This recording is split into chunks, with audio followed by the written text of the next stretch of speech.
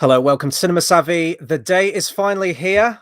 We can talk about Spider-Man: No Way Home, which is the film of the year, the film of December, whatever you want to call it, the event of Christmas. It's incredible. It's finally here, and obviously all the reviews that we've had in the lead up as well, going through all of the live action Spider-Man films, have been warranted, have been merited, especially when we come to this film.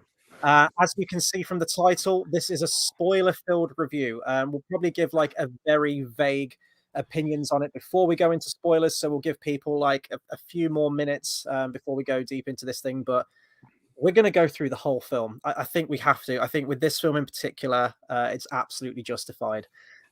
This is going to be a really fun one to talk about. This is bringing everything together. We've got so much to talk about, but before we do so, passing over to George from social. Absolutely, guys. So, as we said, spoilers, you can put them on here. Don't put them on our Twitter feed. Don't put them on Facebook. Just put them on the YouTube comments at the side. Put them under the video at the sides. And we want to get all of your thoughts on the film. The good, the bad, favourite scenes, least favourite scenes. Anything and everything moments you want to hear us talk about. We've got a pretty packed schedule, but if we miss anything, then just comment them. And hopefully, if you're watching it live, then we'll be able to get into that as well. So do that. And of course, this is round out the Spider-Man video. So do hit that subscribe and a lot more film stuff on the way. Matrix films, Kingsman, new releases, old releases, loads of stuff happening. And obviously, we're approaching a new year soon. So we'll have some new things to talk about next year, we hope. And as always, you want to find out what videos are coming up, what's happening next. Social medias, Twitter at cinema_savvy, Facebook and letterboxd.com/cinemasavvy. And we have a link to TeePublic in that description below. As Chris said, this is one of the biggest event films of my lifetime. I'm going to just Ambitious, definitely ambitious. I think, I mean, we actually haven't got this bit in here where we can talk about the hype going into it, but in terms of the stature of the event, I think it is a worthy comparison to Endgame and Infinity War in terms of the ambition on screen. And this is different. My kind of side piece of this, what I spoke about my friends yesterday was, those were both 10-year plans, right? We built this universe across 10 years and we've got this interweaving story with one another. And we're going to do this big moment to change everything or to have everything come together.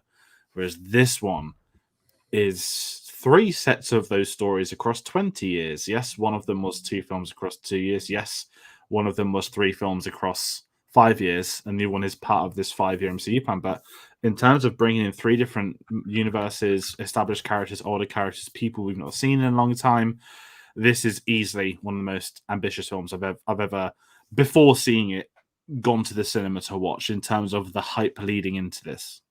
Yeah, absolutely. We were both feeling this one, weren't we, going in? We were exchanging memes. We were talking about it. We were, what if we see this character? What if they do this moment? And it was such a great atmosphere. And I never even dreamed that the hype would kick in as much as it did, especially for me. And it really did. Getting to the cinema, full car park, like just getting into the cinema itself, finally. There wasn't a spare seat, I don't think, in that entire screening. And, the amount of screenings per day as well, it's to be expected. Even going so far as to back when we actually booked the tickets, like websites were crashing due to the amount of traffic, people trying to get tickets for these things. And luckily we managed to get some, obviously. It was insane. Definitely comparable to Endgame, I would say. Now, I don't think it will make as much money as Endgame. I think that's fair to say. But certainly post-Endgame, I think it's definitely going to take a lot to try and top this one, certainly. And, as well, more than anything, it's not just a new Spider-Man film.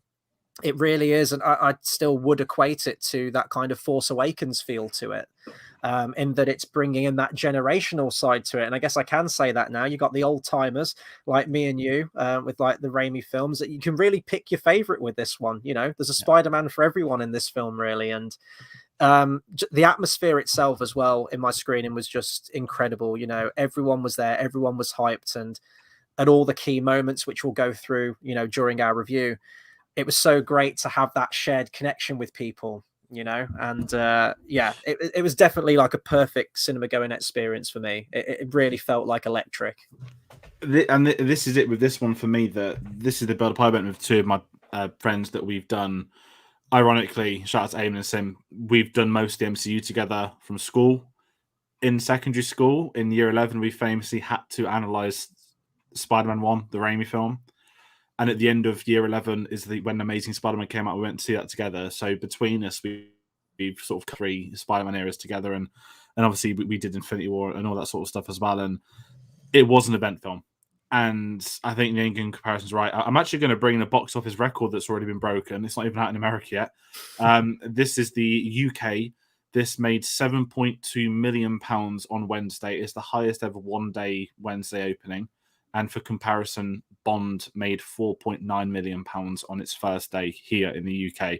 So this could potentially be a record-breaking weekend. I think just talking box office pre-hand as well, I think this will be the first COVID what do you call it? Pre-pandemic was the old box office term. We're not post-pandemic. We're still in pandemic, but I think this is going to be the first $1 billion film, if I'm going to be absolutely honest. I think everywhere's in this. The Americans getting it tonight.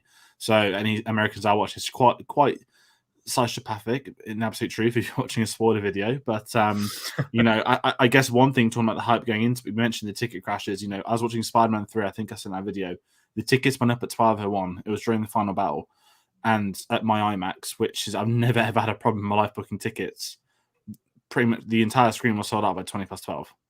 And I've never had that, a midnight ticket release selling out a screening. Now, I do think the massive problem was there were no midnights, but the crowd last night felt like a midnight crowd. And I don't mean to insult anyone with this, but I absolutely despised, I think I spoke to you before I know about how bad Infinity War was to BFI IMAX. Too many people cheering. It was different pockets cheering. It was random cheering. It wasn't in sync with the film cheering. It was very weird, and I didn't like it. And whereas when I've had Star Wars midnights, everyone was in union together because you're watching, I guess, your history is the same with the characters on screen. And that's how I felt with Spider-Man last night, right? When certain characters popped up, certain lines were said, moments were done, everyone's there in an enormity of Spider-Man fans, not Thor, Iron Man, Captain America, Spider-Man. And I think that made a massive deal because I would probably go American and say that last night was probably in the top 3 cinema nights I've ever had watching a film with a crowd. Yeah, no, absolutely. It was such a great moment, especially to be with all the fans and everything, and cheering, clapping. We had a few applause in our film, which I very rarely have. If Prince Charles Cinema, if you're going for something very niche, very specific, absolutely, you get it there. But just regular run-of-the-mill local cinema, I've never had applause really at a film. It's very, very rare. So yeah, it was absolutely great. And I guess sort of more thoughts going into it. If we talk about the Holland films, we're not going to talk about them completely in depth because you've already done so. But suffice to say, for me, I've not been a big fan of the previous 2 Holland films. I think the villains in each respective film have been fantastic. I love Michael Keaton as Vulture. I love Jake Gyllenhaal as Mysterio. Thought they were incredible, but both haven't really. They've been very light on character for me for Spider-Man. And, this is, again, the old timer in me. I'm like, you can't top the Raimi ones for, absolutely nailing that character of Peter Parker, all the side characters, the supporting. They just never kind of landed with me, really. So sort of thoughts going into this one. It's kind of a selfish thing. I wasn't really looking forward to the Tom Holland stuff about the film. You might be similar in that regard. It was all about the Raimi stuff. 2007, we had Spider-Man 3. And we did a review on that, and it does have its problems, but I love that trilogy. I love that film to death. I'll defend it. And then we had Spider-Man 4. It was all set. There was a release date for it, and then it was cruelly snatched away. And we got, the Andrew Garfield Spider-Man films, and the rest is history. And for years, I've been clamoring for any kind of Raimi Spider-Man content or Tobey Maguire, whether it be a video game, a script, a comic book. Even the video game had elements and you could kind of pretend that you were playing like a sequel to the Raimi films, like a spiritual successor, anything. So when the news was breaking that, Alfred Molina was coming back as Doc Ock, you had Willem Dafoe coming back as Goblin, is it Thomas Hayden Church, is it, as Sandman, and then more cast members, more and more of them started coming out, and I thought, this is as close as I'm going to get to a Spider-Man 4. And that's when the hype really kicked in. And going into this film for me was going to be, are they going to do justice to that stuff? And without going too much into the film, I feel like they absolutely did. It was all I wanted and more. It was very emotional. Manly tears were almost shed at a number of moments during this film, which I'm sure we'll talk about as we get into the review. No, absolutely. And I think going off the back of that, obviously I rewatched the whole MCU at the start of the year, and the Holland film was the one I didn't enjoy it as much as Thor 2, but I'm not I'm the same as you. I love Michael Keaton in Homecoming. I think he overshadows Tom. I think Gyllenhaal does the same. Obviously, who was the almost Spider-Man 2 at one point or another. And I just think revisiting this year, I understood some of the choices they made, but I always detested the Iron Man side of things. And we'll talk about the ending of this film, which was probably actually one of my biggest highlights, the ending as well. But yeah, I was like, can we get an Andrew Garfield redemption? Not that he needs the redemption as an actor or his take on Spider-Man. His films deserve redemption. And we need the return of the GOAT, the one that started it all, the one that was screwed over, the one that should have had a fourth, fifth, and sixth film, and everything like that. And we'll also speak about the credit man who decided to credit himself for no reason. But yeah, just really getting into that, the hype into this was unparamount. And I think it was the villains that did it. It was genius to, I think, market the film around the villains. Tom Holland did an interview saying that he originally wasn't going to. The original plan was for Sony not to market any of the villains, and I was like, that's insane. Like, that was the best marketing they had, because you could do glimpses of certain people and get that talk going online, and it's just bonkers what Sony could have almost done. So yeah, it's I think it's time to talk about the film. So Yeah, going in with Tom Holland, I guess we have to kickstart with the cliffhanger from the last film. Very Infinity, I'm going to say. When you've got the Marvel logo and they're not playing the Marvel theme, you always do something bad's happening. It's very dramatic, isn't it? Yeah, I thought so. Yeah. It was a really quick recap. And I will say, the whole unveiling as Peter Parker thing, I like the concept of it. I don't like the concept of it long term, but I appreciate, obviously, by the time it gets into the film, it's a bit different. But the idea was there from the end of the last Spider-Man film. Okay, something new is going to happen now. He's on the run. Everyone knows who he is. How's he going to get out of it? And I would just say the opening act I thought was the slowest pacing of all of it. And I don't think it's because we're waiting for the others to turn up. I just think they're trying to round off that story arc from 2019 really quickly so they can push forward with the bigger picture. And I loved them running. I mean, who'd have thought it took us 3 Tom Holland films to get him swinging through New York again? Yeah.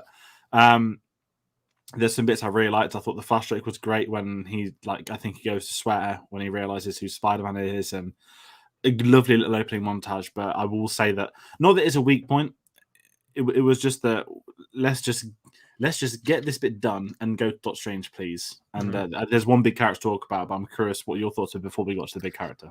Yeah, it sounds like we're very similar in this regard. I really wasn't feeling this film at the beginning. A lot of the jokes, and this is kind of throughout, it gets lesser as the film goes on. I kind of get swept up in it a lot more, especially when we get the other Spider-Man in it. But the jokes really weren't landing for me, and a lot of the humor was really just cringeworthy and just didn't land. I didn't like the pacing, and it felt like a lot of improv comedy at the beginning, and sort of like weird pacing, like they were going off script. The stuff with Happy, and he was having a fling with Aunt May, and Aunt May just desecrating the memory of Uncle Ben. I was like, you would have never had this in the earlier Spider-Man films. Like, this is so stuff like that I didn't really enjoy. But yeah, being back in New York for a change and swinging around, the swinging and the action and the way it was filmed, especially during the swinging, felt way more kinetic. And yeah, I'm with you. It's taken us 3 films to get Spider-Man in New York. Like, he should never be taken out of New York. It should never happen. It's like Batman and Gotham City. You don't separate the two.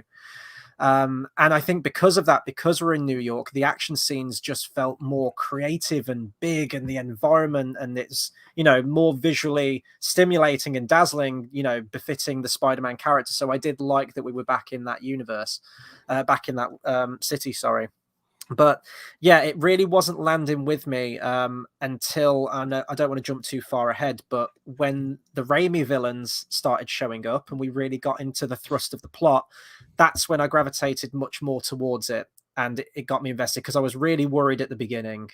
It wasn't really landing with me, but I guess we can talk about, the film opens with J. Jonah Jameson. So every time, J.K. Simmons is on screen, it's amazing. It's just great to see him back in that role again and hear that voice, see that character again. But we also had a cameo from another character, sort of in the, I don't even know if we can say the greater MCU, because it's kind of that awkward thing now, isn't it? It's like, are they in the MCU? Are they not? And I guess, we've got a Hawkeye character. I'm not going to spoil it, the name for people, but if you've seen Hawkeye, you'll know. not I don't know that makes it spoiler itself, but let's try and talk about Daredevil, shall we? One of the biggest reactions of this. Sorry, I just got some funny comments I saw in the chat, and that was all. People still say So, "Batty Boy." I was just gonna I like thought write a Ali G scathing was response, alive but... and breathing then. No, but oh god, I'm completely off track. No, Daredevil, Chris, you're a bigger Daredevil fan than me. Let's go. Question 1: was this leaked for you? Yes, it was. Yes. I knew it was coming, but there's one thing of knowing it's coming and then actually seeing it on screen, right? And it is completely different. And I mean, I knew it was coming, but hearing the reactions from other people in the cinema that didn't, it was great. And it was a fun moment as well. It's about as long as I think both me and you expected it to be. He's in it for maybe a minute and a half tops, but just to see him in that world, interacting with Peter Parker Spider-Man, I mean, that's a massive thing. It's probably one of the biggest duos in like the Spider-Man stories. He does hang out with Daredevil quite a lot. And I'm just glad that Charlie Cox has like been given another shot. You know, they haven't completely cancelled them. He's in there, and the moment with the brick, fantastic. Like, that's all you need.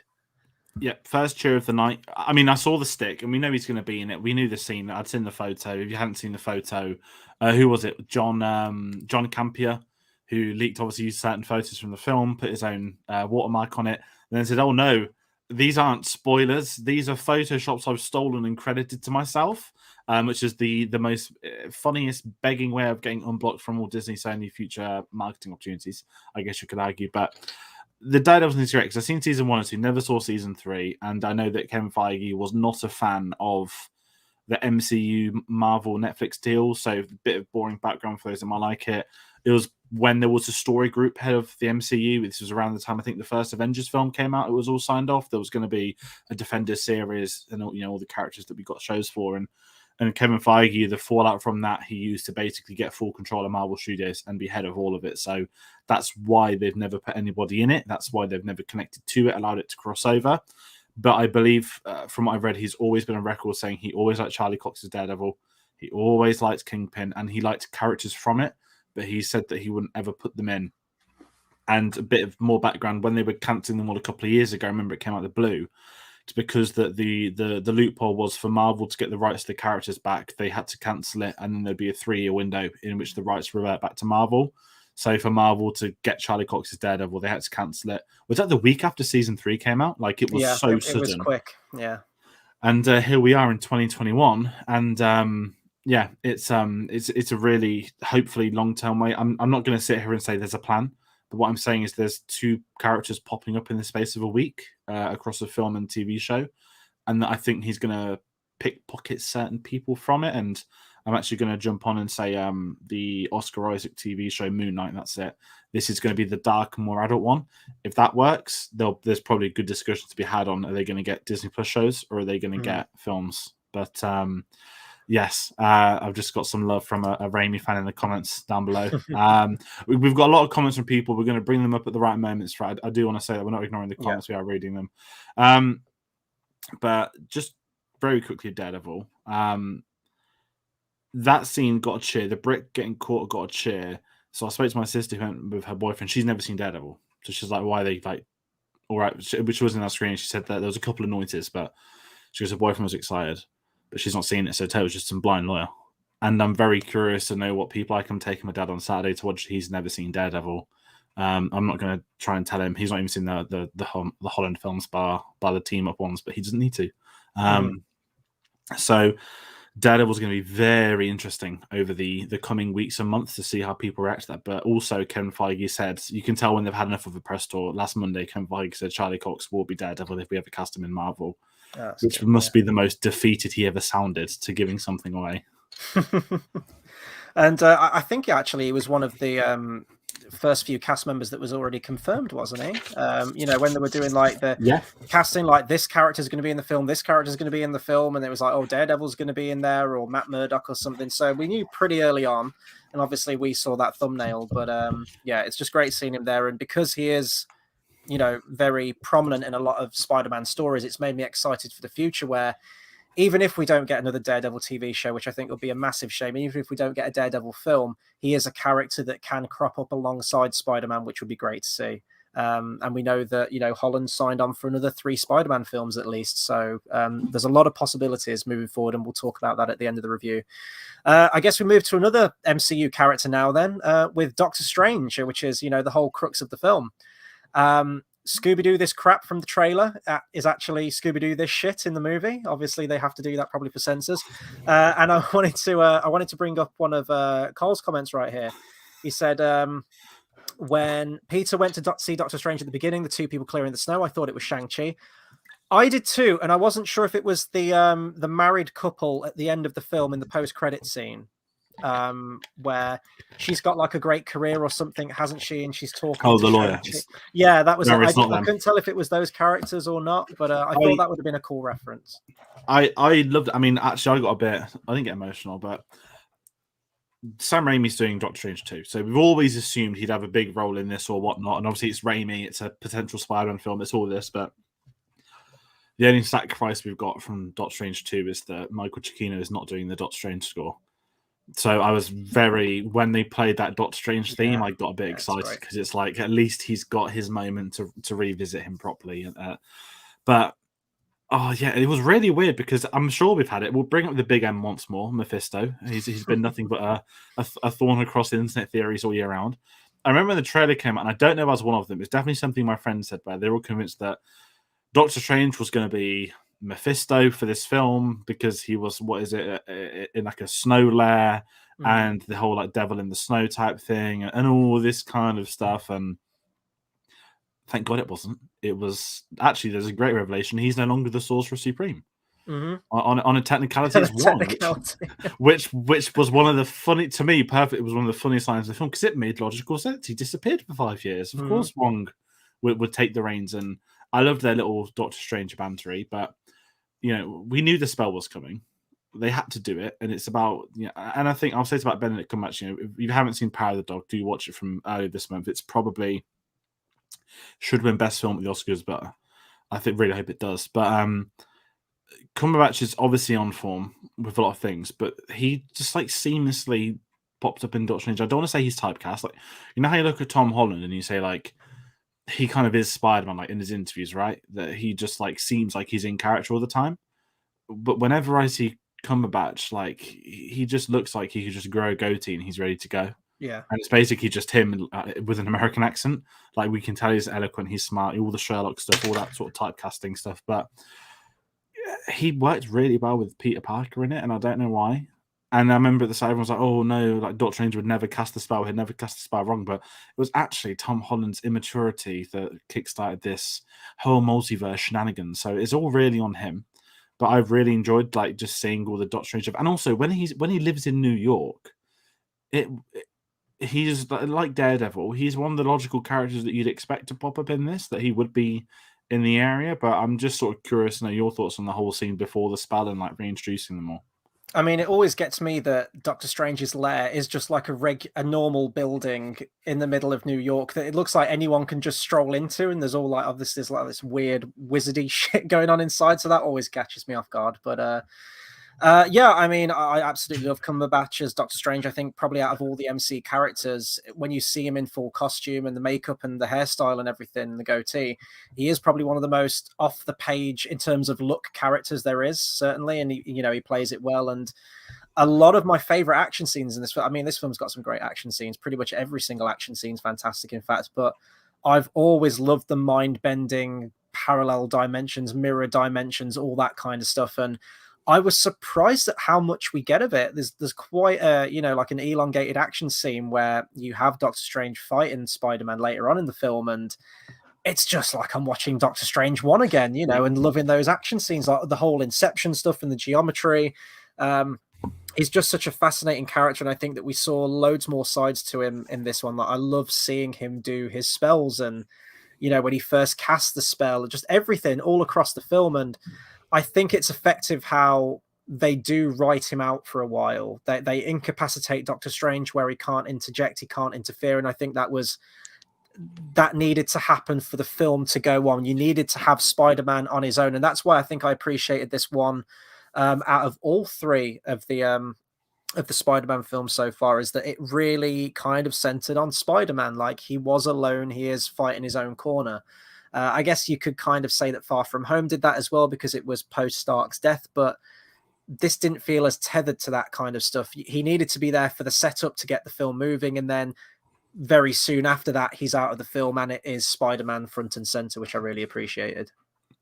No, and that's a really big thing that, we both of those criticisms of the Holland films, and we just needed him to get his own Spider-Man film. Even Far From Home, every 5 minutes it's Nick Fury popping That up. was it. Yeah, I knew there was Toby someone. Smulders popping up, and all these kind of things. That's a really good reference to Far From Home when he says, Nick Fury was with me for a year, and they're like, no, he's been off planet for like 3 years or something.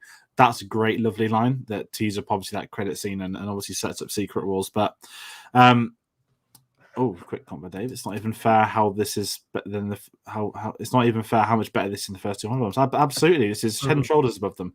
And I'll actually say this. We'll probably mention him more at the end because it kind of sets up in the origin. But this is Tom Holland's film. I think a lot of the problems we could have had was, is he going to get overshadowed in his own film by villains, by heroes, by moments, by Doctor Strange, by any means necessary? Could he be a supporting character in his own film? Because that can happen in comic book films. Mm-hmm. But I do think it's funny as well. Like, just kind of sticking with Tom Holland, and he really feels like Spider-Man more in this one. Just that diligence to always do the right thing, and that's reinforced by a lot of the the people in his life as well. A major character we'll talk about. Well, a major fate of a character with Aunt May.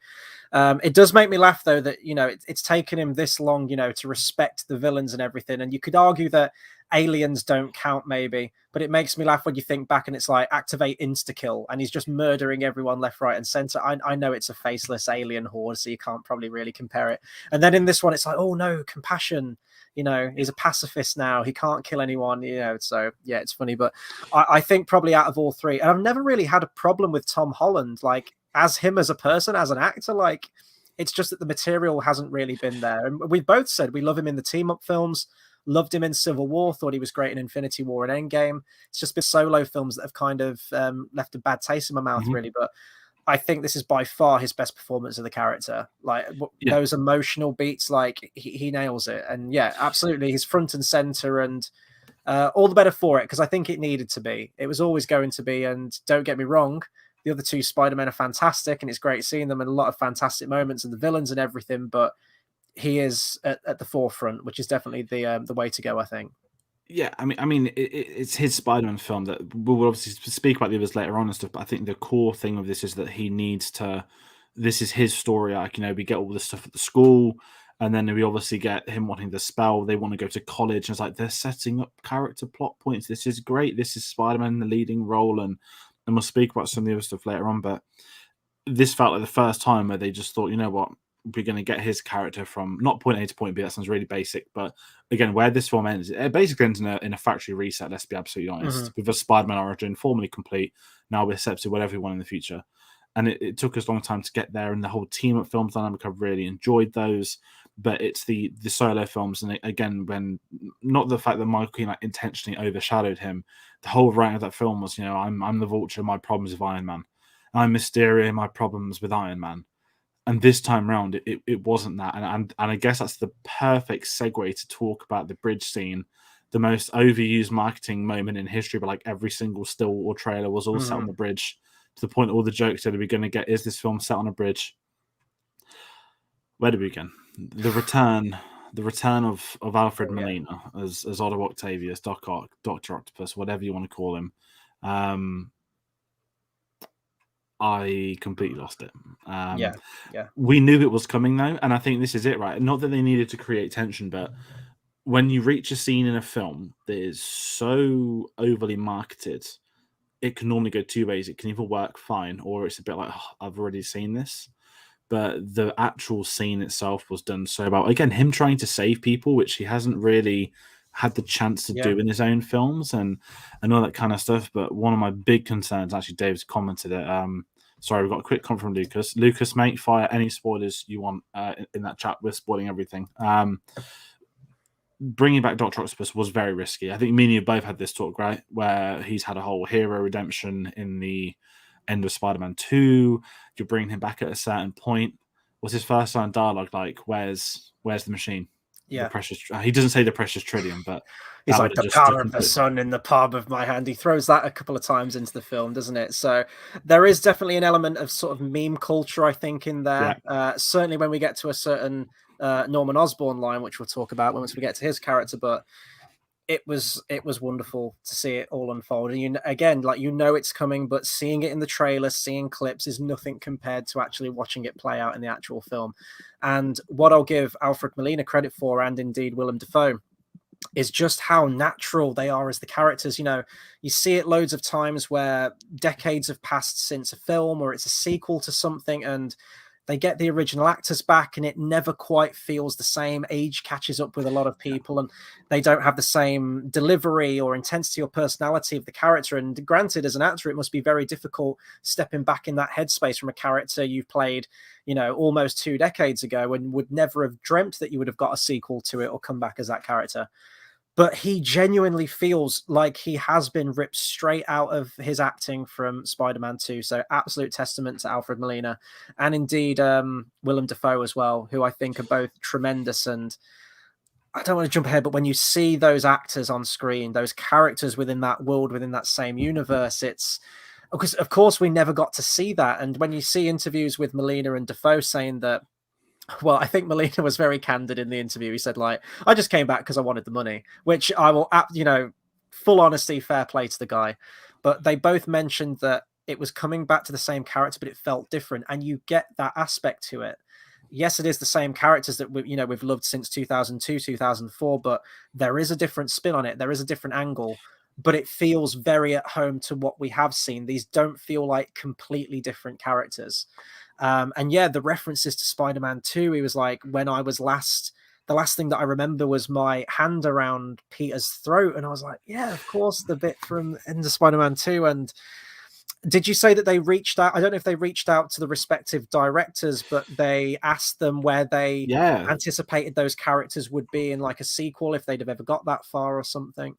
Yeah, so it was a report about I think last month that came out saying they spoke to Raimi and Mark Webb, even though Mark Webb had no input in his own trilogy because of Avi Arad. We'll get to that still later on. It was one of them where, like, they said, where would the characters have gone next in this film? And obviously, the answer to that question is, well, all the villains' arcs ended. It's the Spider-Man that continued. But, obviously, we'll talk about, I guess, later on, Sandman and Lizards, potentially, and some things like that that were more randomly brought back who had fates in which they didn't die. But getting Doc Ock back, it felt like you just had 2004 Doc Ock.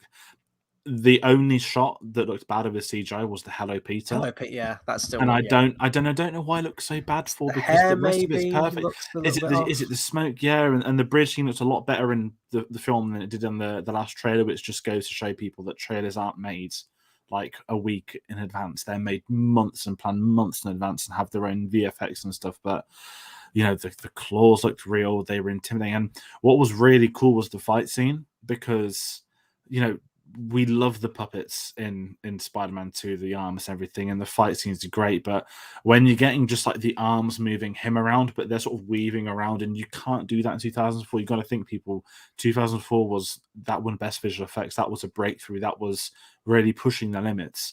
And here we are with this settled CGI world, and they could do new things with the characters. And I think Tom Holland did a great interview, actually, speaking about working with Alfred Molina, and he said that, like, Alfred Molina was basically on a crane by himself. They didn't have the tentacle puppets. He was literally just being carried around on a crane. Apparently, this line where he says, "Oh fuck, I'm off to go," and apparently this crane just like pulls Alfred Molina away. And I'm like, I need to see these behind the scenes stuff. And apparently, Alfred Molina spoke really well, saying, I'd love to have in the puppets, but because I didn't have them, I could freely move my body around and be physical in the performance, which was really funny when he's actually trying to fight him, when he doesn't have control of the things. But it was a really interesting thing. And I'll say this is ballsy to do. You're bringing back characters that were there 17, 20 years ago that died in those films, and you're reintroducing them to those fans, introducing them to a newer audience. How do you get that right? And these newer fans can then go back and watch the old ones, and they'll probably realize at what moment things happened. And this is why I think starting with Doc Ock was genius, because, not jumping in too far ahead, but with his character being the one all over marketing, he's, let's be honest, been marketed as the main villain for the film. Mm-hmm. In theory, he's actually the good guy for a lot of it. And when we'll speak about the big plan later on with the whole curing them all, but the Doc Ock stuff was amazing because you mentioned, we get to see these characters interact with each other.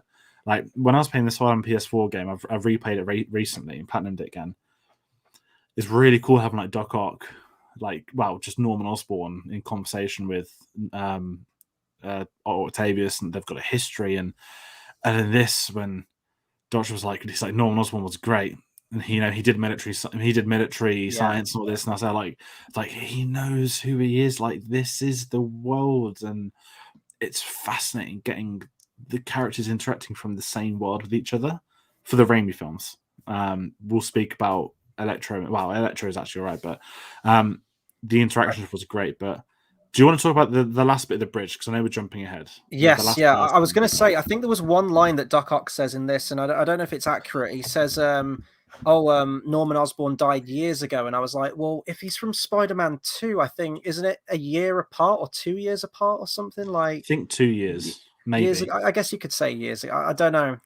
So I was like, have they kind of if the timeline up a little bit there? There's other little bits as well, like with the nanotech, which was obviously in the trailers, where we thought, oh, God forbid, he's going to have like Stark or Iron Man arms or something like that. We didn't know what it was going to be, and thankfully, when you watch the film, there's actually a rhyme and a reason to that. It's a way that Spider-Man can control the arms until he can fix Doc Ock and cure him. When it like grafts onto the arms, he's like, nanotechnology. And of course, even that links to Spider-Man 2. So there's loads of great things like that. I do want to bring up a couple of comments, though, because we've had a lot of great comments. Keep them coming in, guys. We will get to them. Obviously, this is an absolute packed movie. Lucas going in there with his opinions says he loved Doc Ock, loved Goblin and Electro. Salmon and Lizard were there for fan service, but still liked them. And Andrew and Tobey were just amazing. We will absolutely get to them later on in the review. And Biovari as well returning, saying, I wrote in a comment some times ago that I don't connect with the Spider-Man films. This movie changed this. Finally, consequences. Now Holland is the Spider-Man I liked in the comics. I will agree. Now that where this film ends, shaping up for the future, I can't wait to see more Tom Holland Spider-Man films. So we have the great fight scene with Doc Ock. And then we hear the ding, ding, ding, ding, ding, ding. And we've seen the trailer. We know what it is. Yeah. Pumpkin bombs there. You hear that laugh, and there's only one laugh like that laugh.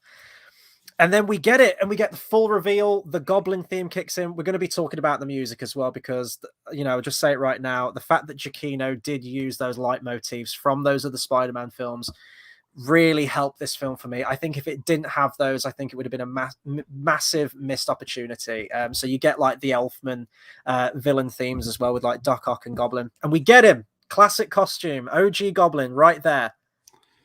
Cut.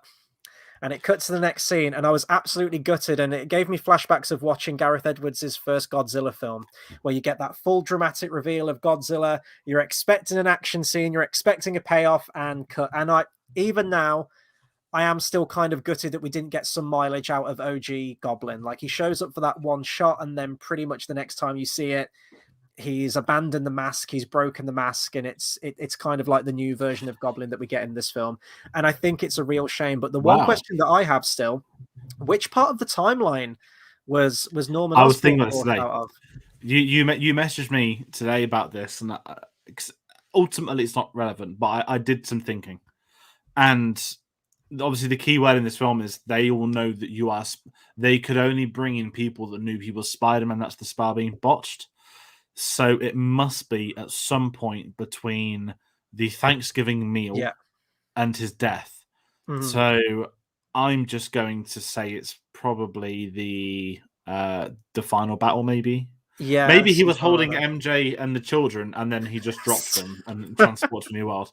But no, I was thinking about this as I was thinking the logic, and he's got to be in this full costume. But I loved it. I will say this as well, that when he zoomed in at full speed, it's like, oh, here we go. And I really liked the Doctor Strange thing, because at first it's like you've robbed us of the Green Goblin.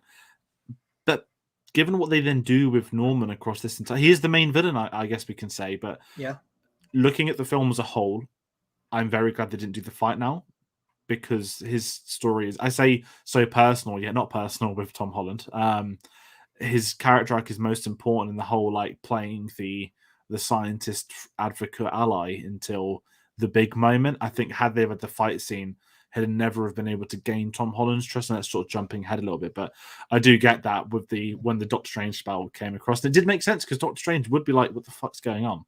And I think it says all about Lizard. It's like, I just found him in the sewer, like not even worthy of having a scene. Didn't even get an action scene, did he? Like, you see Doctor Strange, he's all scratched and clawed up, and that would have been a cool scene.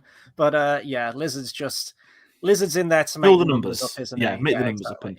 And I guess, I mean, we could talk about Lizard because he's in the following scene, right? He's the most irrelevant of all of them. Him and Sandman. At least Sandman's got a couple of moments, but at least we got to see Eyeball Paul, a person at the end, and I was the only person in my screening. Like, it's Eyeball Paul. No one else will ever get the reference, and obviously he'll be Rasputin on Boxing Day in The Kingsman, which is a ridiculous name for the title still. Out of all the villains, that was the biggest retread for me, because the whole conceit as the film goes on is that Tom Holland's Peter Parker wants to cure all of them. And, out of all the villains, apart from Lizard did get cured, didn't he? At the end but he of never wanted Amazing to be. Spider. So that was the repeat there, but all the other ones didn't. But that was like the retread for his character there. I was just like, I've seen this before. Like, when that green mist goes off, I was like, oh yeah, we're going back to here. But the Lizard itself, I mean, I've always hated the design. I think it's fair to say. And when he was in the prison cell at the beginning, it looked weird. I don't know if it was the lighting. I don't know if because it was an extreme close-up or very whatnot, green.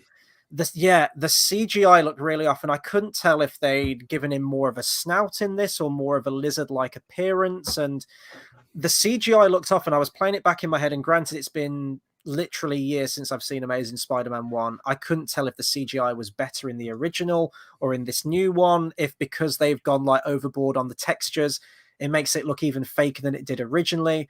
I don't know. I'm going to have to sort of go back, well, at some point, maybe, possibly to Amazing Spider-Man 1, but something was off by it. As the film went on and it gets to like the final action scene on the Statue of Liberty, I didn't have a problem because he's very fast moving. He's quite far away, and the voice as well. You're expecting very eloquent. You're expecting some kind of, deep, raspy, bassy, voice, like a different voice. But when he's there, like, hello, Peter Parker, and it's just weird. It's weird to me. So yeah, Lizard still didn't land with me. But you don't miss anything not seeing that action scene with him, because, ultimately he has to get captured and they just cut out that, and, they devote the screen time to where it needs to be. However awesome that side quest with Doctor Strange probably was. Yeah, and I think as well that because Andrew Garfield had 3 villains, and we can't bring back Crack Addict Green Goblin. Well, you could, but you don't want to, right? We can't bring back Rhino, but he does get referenced. Yes, you know what?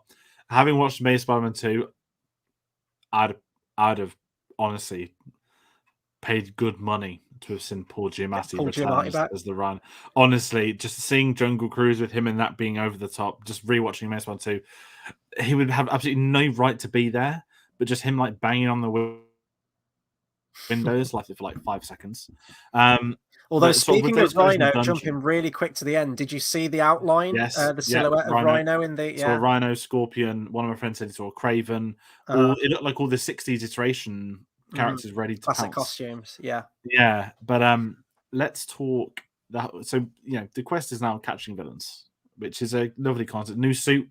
I don't know what you'd call it. It's not Black Suit Spider-Man. It's like Doctor Strange Spider-Man suit. I don't know what it's going to be. It's not the one he had in Far From Home, is it? I couldn't remember because I know he had a black costume in that. It's a whole new suit that's attached to being the whole Doctor Strange tech, which was kind of cool.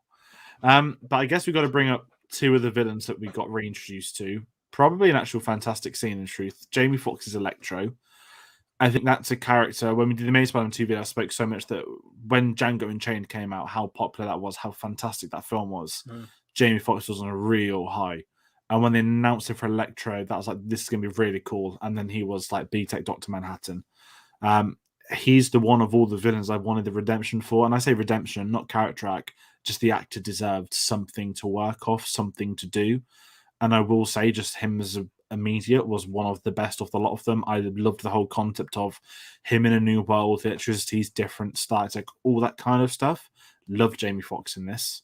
But what I will say in that moment, you mentioned Giacchino, he brought back the Hans Zimmer electro dubstep sound effect just for the first time it's used.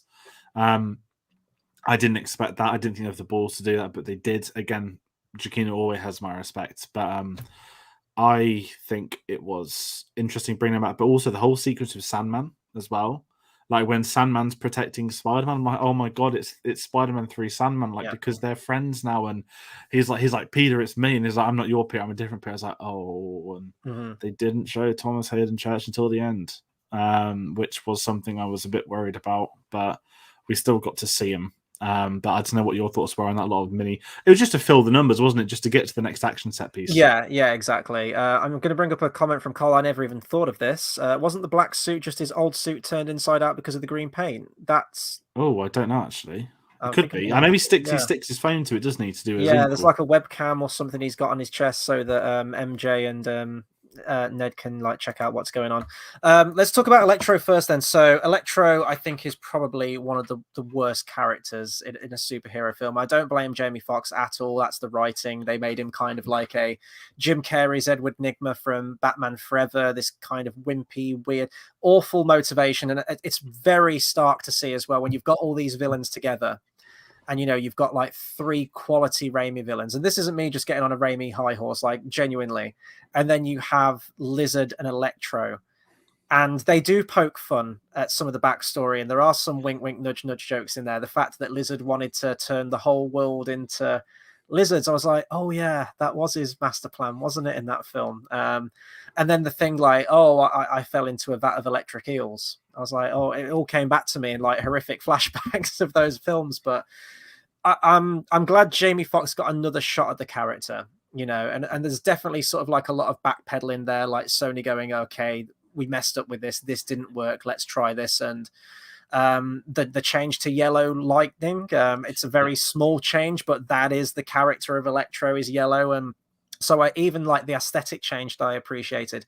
I'm glad he wasn't this blue nonsense weird character, but I think you do get a glimpse of that, don't you, when you first At the see him start, sort of when absorbing. he's forming at the start, and that's what I was really, because like, oh my god, we're going to get blue Electro, and then is it a mixture of, does he absorb like Stark electricity or something, and he's fully formed? And they do make a joke that he has hair.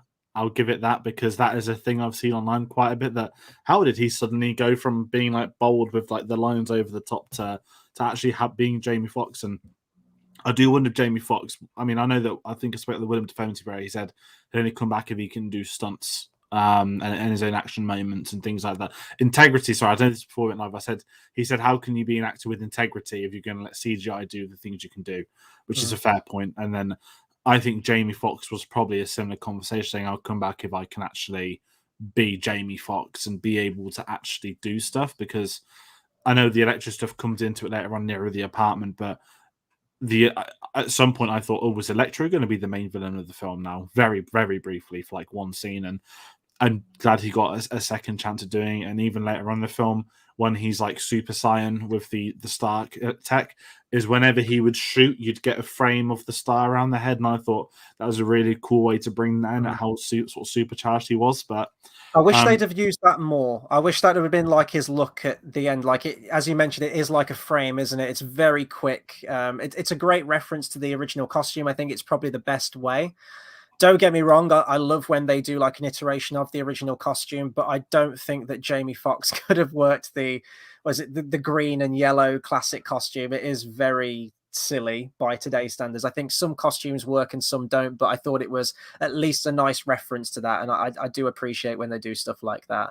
The character himself of Electro, it's just, he's just power hungry, isn't he? Literally, he just, he sees it as a gift, that's it. You kind of got to work with what you have as well. There are references to the fact that he was a nobody and that Spider-Man never saw him. He does get that payoff towards the end.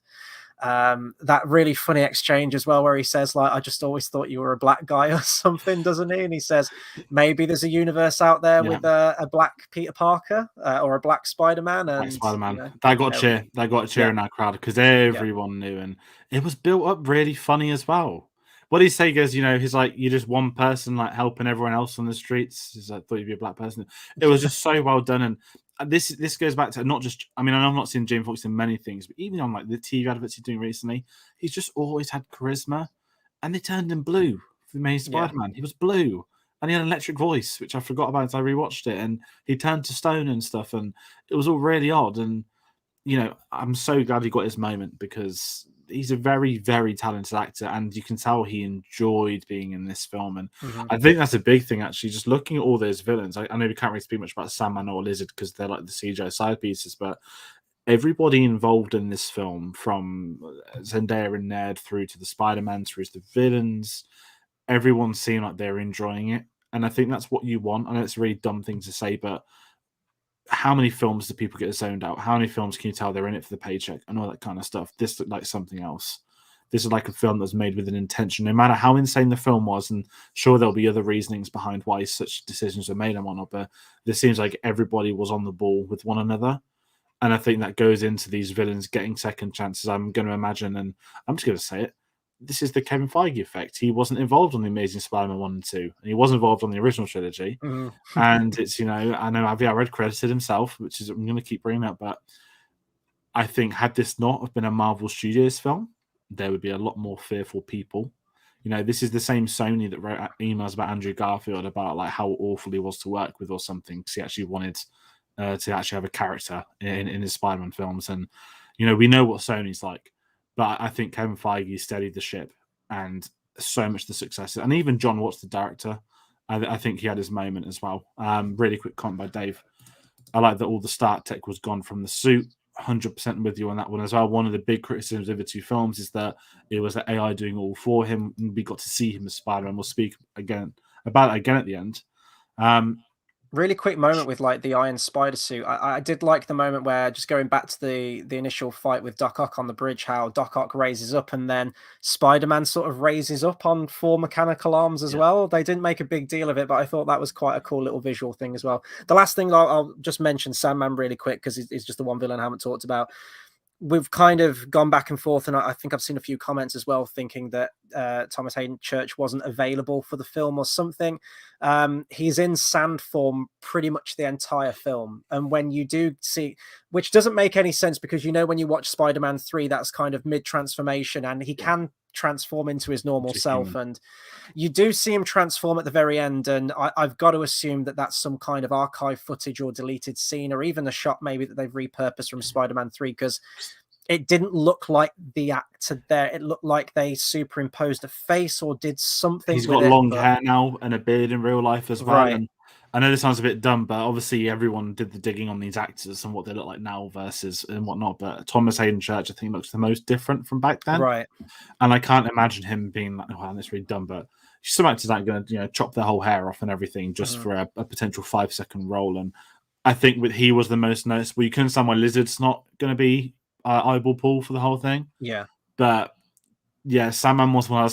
When he's on the sofa and he's like sweeping it, I was like, oh, like I'd have loved to have got it. But yeah, the archive footage, the t-shirt's still there. I think it's the scene when he first falls into the water and he looks at his hand as it's dripping off. Yeah, I think, yeah. And when I rewatch it tomorrow, that is what I'll be keeping an eye on.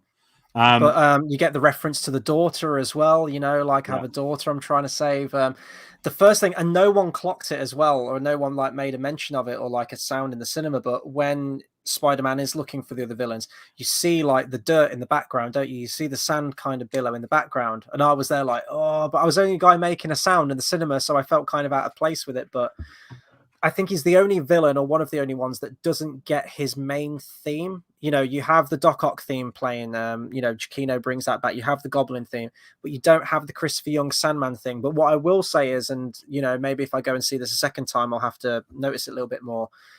It's not this original theme, but Giacchino uses a similar instrumentation, like that low brass. So it's in the same vein as what Christopher Young did with the Sandman theme. It would have been nice to have got the theme properly, but the one thing I'll say about Sandman, do you think he turned villainous too quickly? Does it kind of negate his whole arc in Spider-Man 3 a little bit? Because he forgives Spider-Man, and I like the fact that he does start off good. And he's like, wait a minute, you're not the Spider-Man I know. You're kind of an imposter. And he's fearful. He's like, what are you doing to these villains? Are you killing them or anything?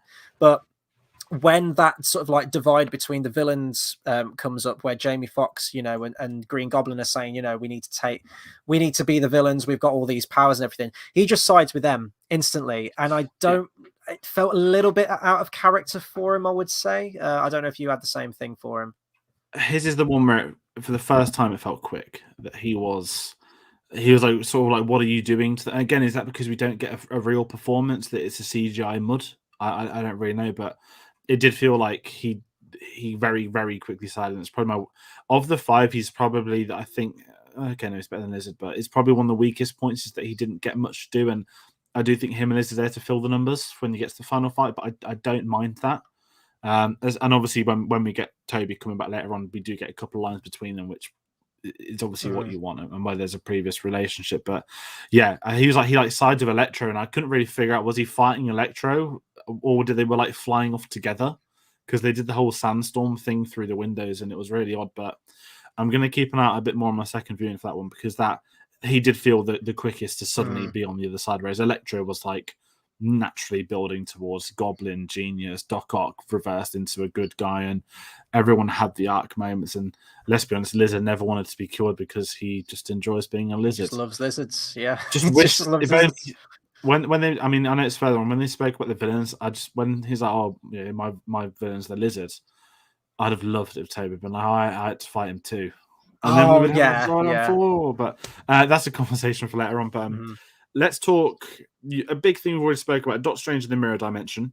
I thought that was a genius way to write about the film, and me and my friends thought, we were like hands on heads, like, shit, this is how Doctor Strange 2 starts, the Multiverse of Madness. He's been locked in the multiverse by Tom Holland.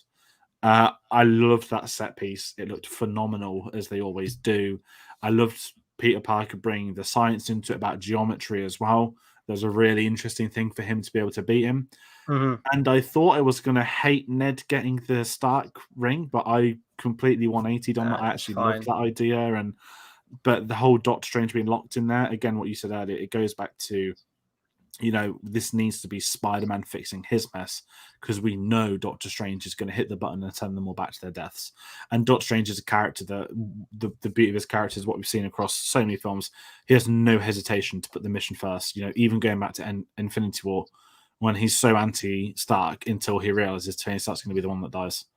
Yeah, and I love that about him. You see where he's coming from as well, how he's like, these need to be essentially put back where they came from, or so help me. And, then the universe, the timelines are going to correct themselves. So you can see both sides to it. And I do have a question about the timeline thing, which me and you have talked a little bit about it earlier today, which might have cemented things a little bit more for me, but we'll talk about that towards the end.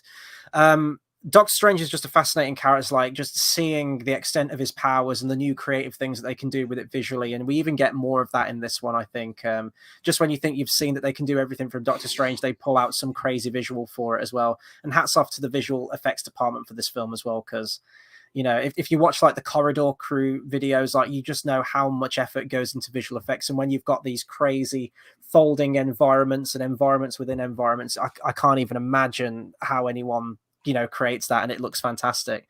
And with a character so powerful as Doctor Strange, I always think it's really interesting when you have a character like Spider-Man beating him, and when they come up with a really creative way of how Spider-Man can one-up Doctor Strange in that way. Because if you put that pairing together, you'd be like, Doctor Strange could like end him in like a click of his fingers and it's done. But it's using something that is akin to Peter Parker's character. He is a maths genius. He is a science whiz. So geometry is fundamentally what he does. So I thought that was brilliant. I've got a question for you as well. When the train showed up, did you think for a second Tobey Maguire at the front of at any point? Yeah, I was like, is this where we're going to start seeing them come in? Because at that point, I didn't know how early Maguire and Garfield were going to come into it. And the train looked exact. And I thought, are we going to do like a train on top of a train fight sequence or something? And it was going to be Spider-Man 2. I didn't think it would be, because all New York subways are the same, like that, the tube. Yeah. But I just had this really funny image in my head of like the train coming through, but there's like a red Spider-Man at the front of it screaming. But no, I'm glad it wasn't. And that had been a theory online that, why is there a subway train going through the Grand Canyon online? And there was all this discussion points, but that whole set piece, like, I mean, we got a literal Doctor Strange trailer at the credits. Yeah. But that 5-minute scene could have been its own Doctor Strange trailer for its own life. It just looks wonderful. And it's a really interesting character. And it just makes you think that by the time the new one comes out, that'll be 6 years between sequels. I know he's popped up in a lot of films, but a 6-year sequel gap, that's the same gap as Ragnarok to Thor 2. just to put some sort of it's even short. Yeah, no, it's even longer than that. Bloody hell.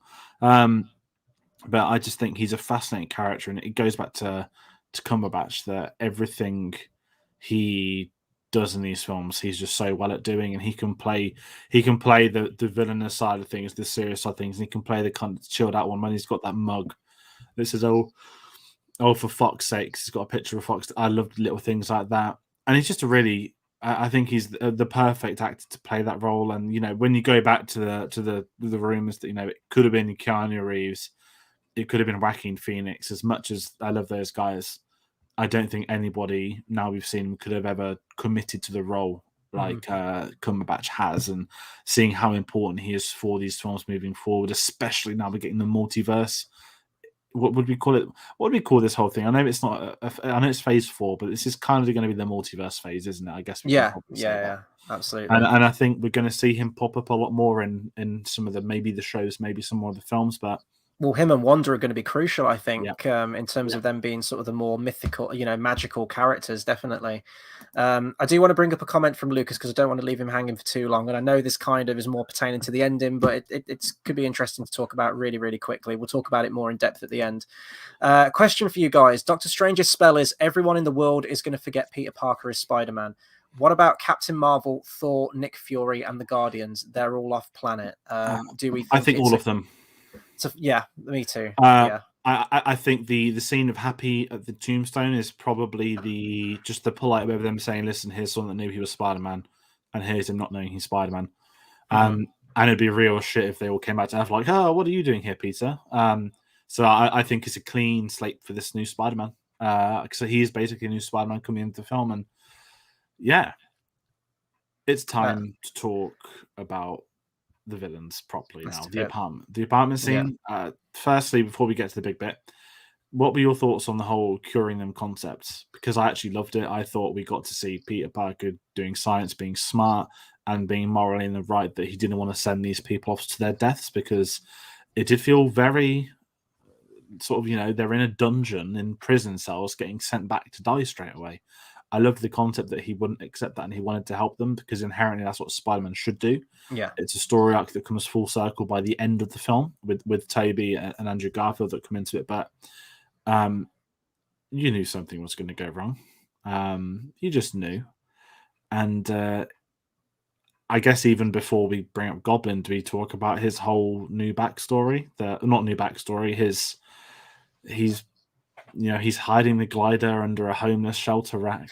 And you get that great scene about May, because he knows who Spider-Man is, and that's the key. He knew who Peter Parker is, and you've got the whole fear thing, and he's just a frightened old man that's lost because he's looking for his son, who now doesn't exist, and neither does his company, and he's stealing pastries in the background as well whilst they're talking about him, which we noticed. But I really loved the setup, I guess you could say, of Green Goblin eventually becoming the main villain for the film, because we get the Norman Osborn half before we get the Goblin.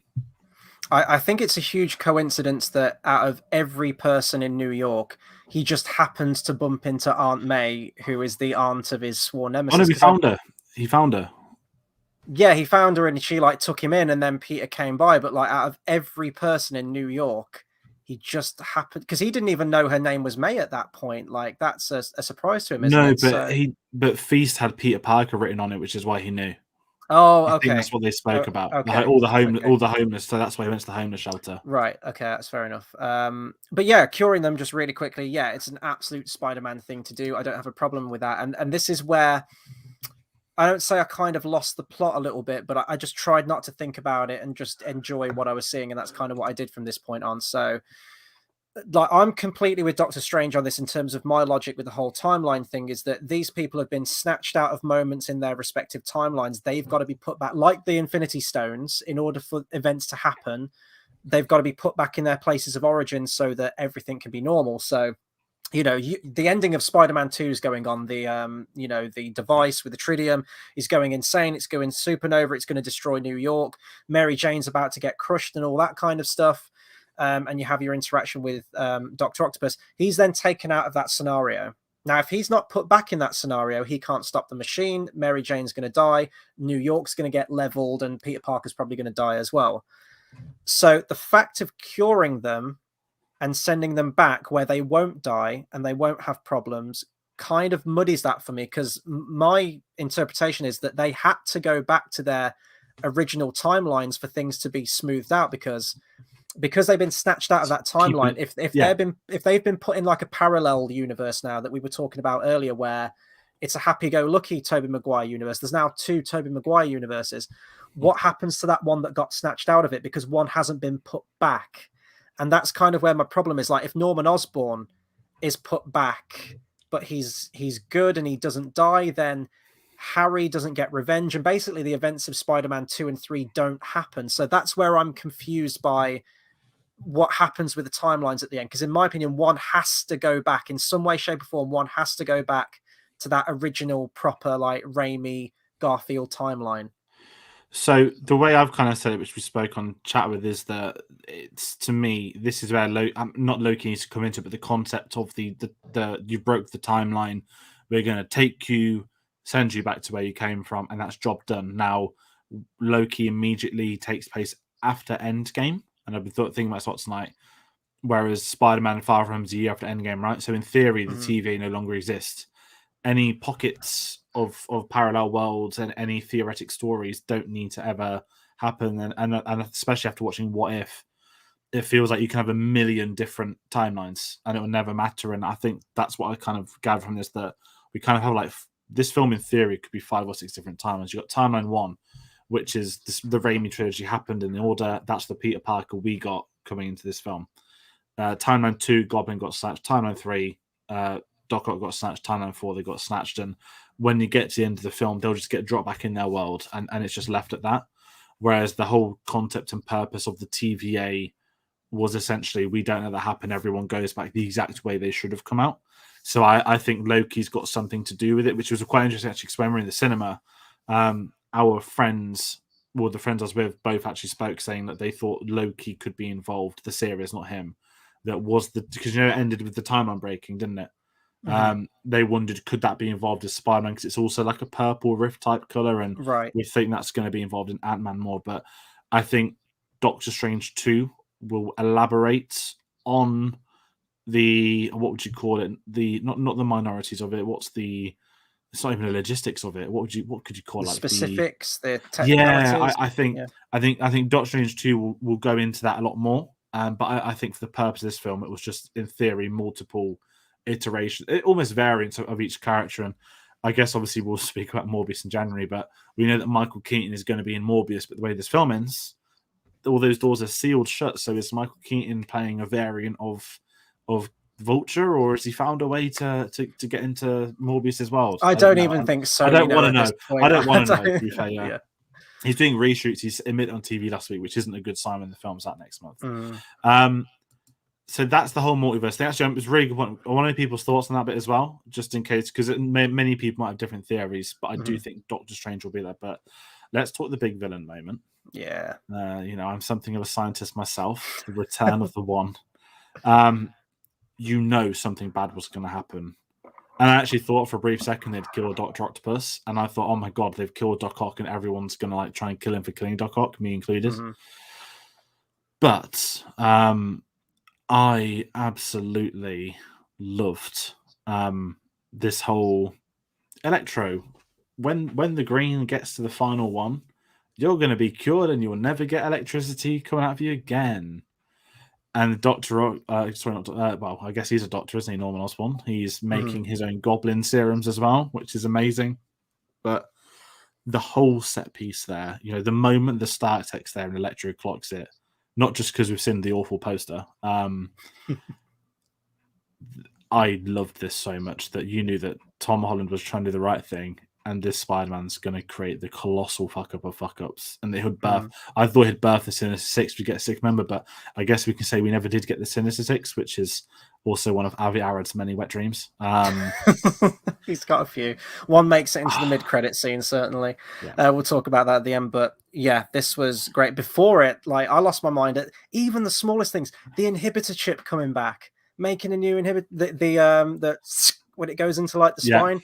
Every little moment like that, you know, so good, like hitting all those nostalgia beats. And I know how hypocritical I sound on this review, right? How, you know, Ghostbusters comes out, Force Awakens comes out, and I'm like, there's no creativity in this thing. It's all just memorabilia and everything. And don't get me wrong, is it nostalgia when it's story though? That's what I kind of wanted to ask you, anyway. That's the thing. It didn't feel like. I mean, there's some bits in there like I'm something of a scientist myself. Yeah. That didn't need to be in the script, but that's a meme because I love it. Like, yeah, I don't care. So with this one, I'm going against everything I've ever mentioned, but it felt more natural in this. It didn't feel like we've got to throw all of these things in because remember it. It did feel like it was all intrinsic to the story, and I think that's where the difference is and why I appreciated this more. We're curing you, so we have to find out what went wrong with you to cure you. Yeah, and that's where it was simple as he's got a broken inhibitor chip on his neck, and it's like boom, there's number one. And I loved that bit about each of them, and it's a really interesting thing because I've seen a lot of. Obviously, I went on a social media blackout. I know that Dave did in the comments, I know Carl did, and I hope everyone else did because the spoilers are rife. But what I've noticed is a lot of people speaking about the whole fan service concepts, and someone actually said a really good tweet. I don't know who it was, I can't credit them, but they said at 27 films in, at what point do we stop calling it fan service because it's established now and part of a new medium? And it did make me think today that, you know, Marvel is essentially its own genre. I think it's reached this point now where, yes, it's a franchise, but when it is taking beats like these and sorry, there's a great comment. Spoilers for the film are spreading quickly in COVID. No, true. YouTube homepage almost caught me yesterday, bloody hell, which I didn't expect. But it's a really interesting conversation piece. But I think in this film specifically, compared to a lot of others I've seen, say Ghostbusters, I'm just as a really quick review. I know we did a video on it. As someone that wasn't really a fan of the originals, I like the new one because I was invested in the story. But I understood where it came from. But I think in this film specifically, most of the nostalgic beats were plot points. Yeah. Especially when we got, you know, there's a couple of jokes here and there, a couple of irrelevant ones, but you know, when we get to some of the Garfield stuff, him talking about their past is their story, and I think they're conversations that need to happen anyway. Yeah. But certainly for the curing aspect of things, you've got to reference that because you can't just, you know, get a chainsaw out and be like, we're going to take these 4 limbs off. And then you get to recreate that scene. Oh boy! But oh god, where's Green Goblin? We need to talk about Goblin. So okay, I'm just going to jump to like the fight scene because Goblin does stuff in this film that's just absolutely incredible. And you know, I mentioned Melina and Dafoe are definitely the highlights for me in the entire film. 2 other people we'll talk about shortly. You know who we're going to talk about, but it's just how natural he was snapping back into that character, and he is terrifying, and he brings another layer to it. Now, you did have that split personality side to him, obviously, in the original Raimi films, but it felt different in this one. It felt like he almost like had Alzheimer's, or at some point, you know, when he was like the timid old man and he didn't know what was going on and he was scared and he was confused, and you did feel sorry for him, and Dafoe plays it fantastically. And then you get the parts where he is the Goblin, and you know, I do wish he would have wore the mask a little bit more in this film. I would have liked to have seen that OG mask because I really like the new gear that he's in as well. You're never going to do the full costume that's from the original comic books. I think that's a costume that you just you can't make that work in any kind of believable way.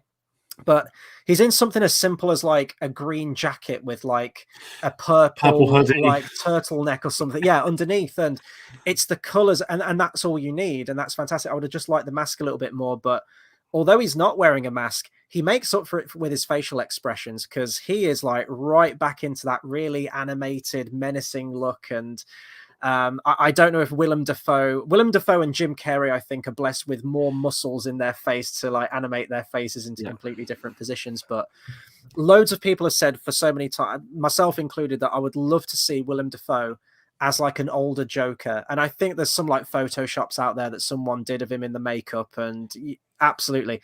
There are moments in this hallway fight with Spider-Man. This is a brutal fight. People are pulling wrestling moves in this thing. And we know that, well, at least, you know, Tobey Maguire's Spider-Man had wrestling experience. So maybe Holland did as well, because there are body slams in this thing. There are German suplexes. There are pile drivers. Every single wrestling move you can think of, they're throwing at each other in this hallway. And I think you mentioned it as well before we went live. It's like the Heath Ledger Joker moment where he's getting repeatedly punched in the face and his head just keeps snapping back and he's got this grin and he's laughing in his face. Epic, truly, truly epic stuff. So I really loved this fight as well. You felt the impact behind it. Willem Dafoe's probably not pulling all those wrestling moves, granted, but I don't know. it's great. He said I don't think if he's they're on suplexing wires. someone, George. Like I don't. He's No, like a but 70-year-old man, isn't he? Almost. Yeah, but what was that film you watched, Siberia? It's like, was it like him naked alone in the woods or Oh, something? God.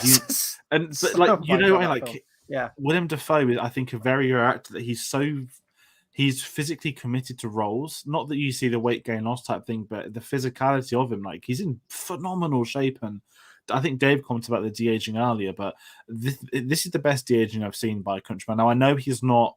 Yes, it's 20 years later, but he hasn't aged 20 years at all. I think Willem Dafoe's always had maybe a more aging face structure. Yeah. But it looked phenomenal. And just that fight sequence, I think he is doing this. I think the problem was he's definitely doing that spinebuster.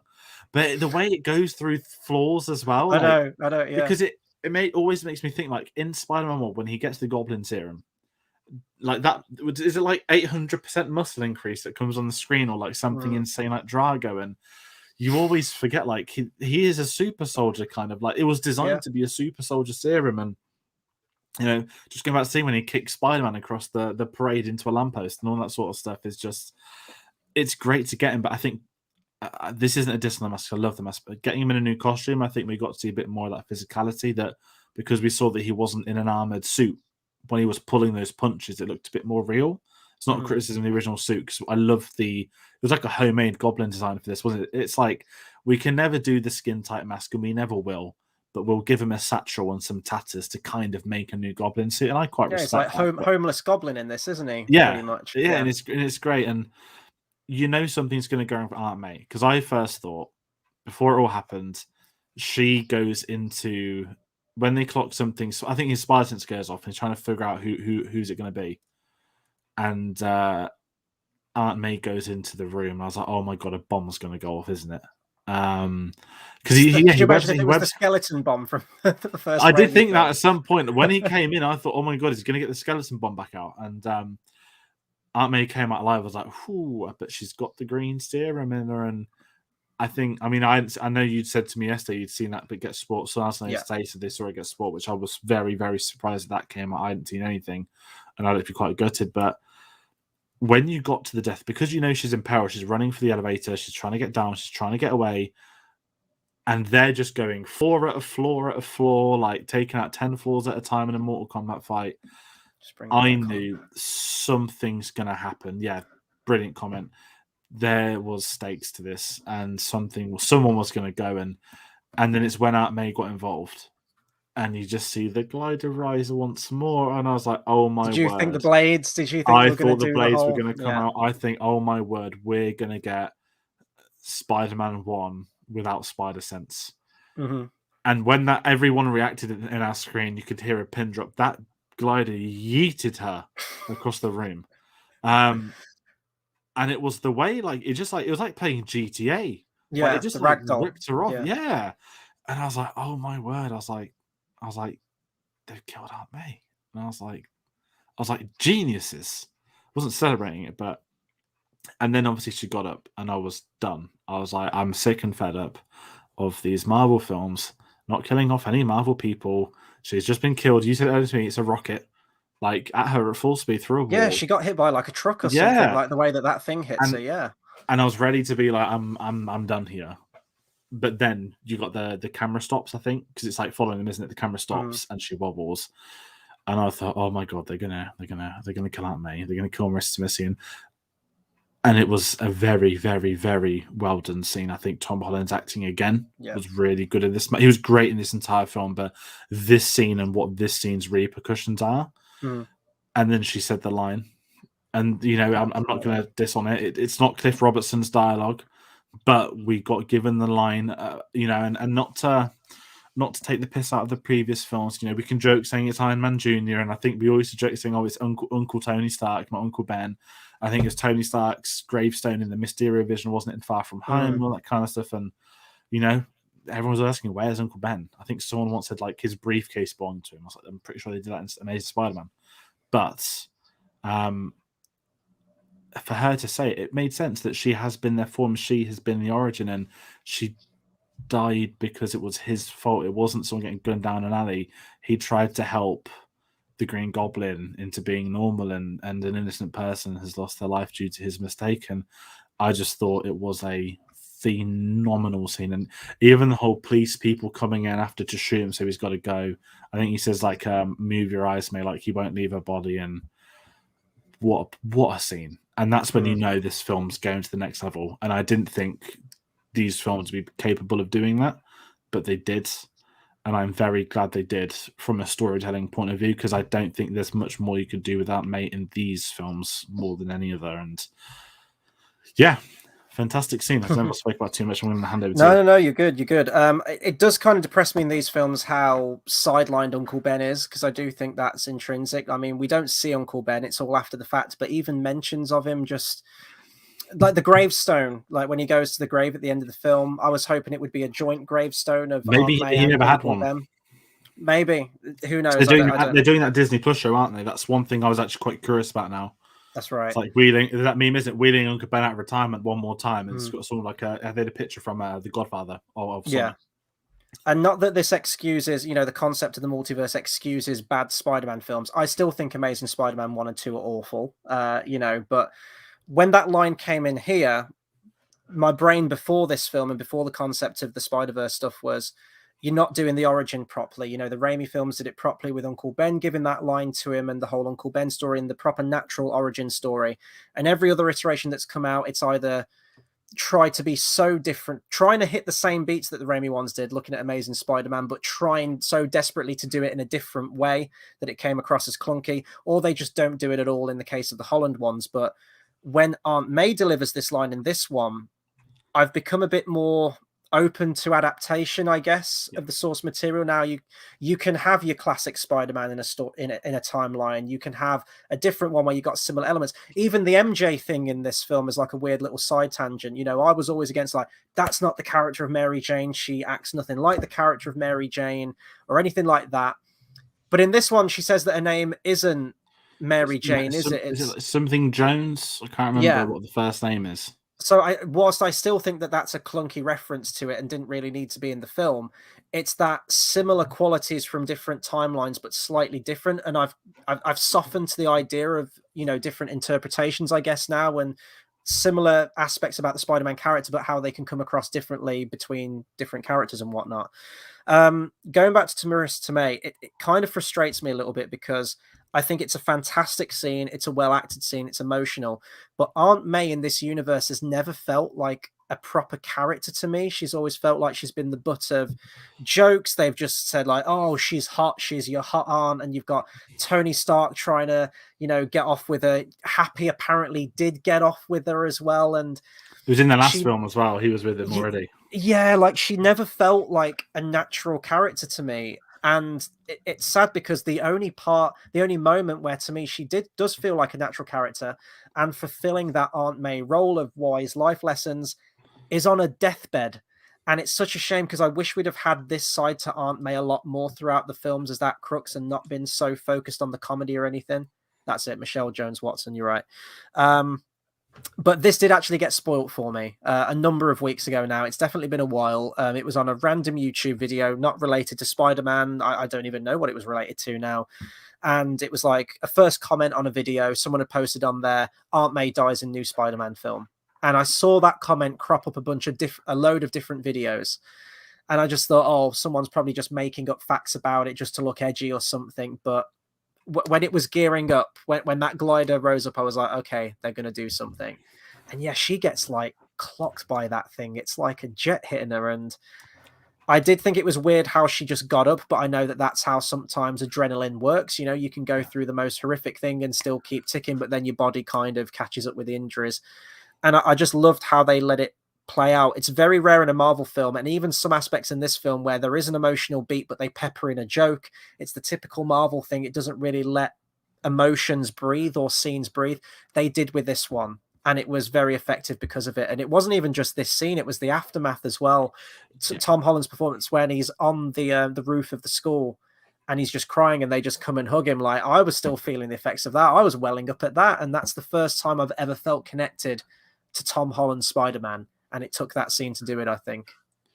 Yeah, and I think that scene sells it, that it's not just the moment you've got J. Jonah, who doesn't have a lot to do, which I don't mind in truth. The Mhm. whole like he's not studying it, but he wants it on camera, and he's like, somebody has died, and no one knows who's died. And I love that there was a victim from it in this massive stake universe, and it's a really smart way, I think, of changing the origin. And I think when we get to the end of this film again, we've had essentially maybe you could look at the Homecoming, well, the Home trilogy, I guess you're going to call it now, as a complete Spider-Man origin trilogy.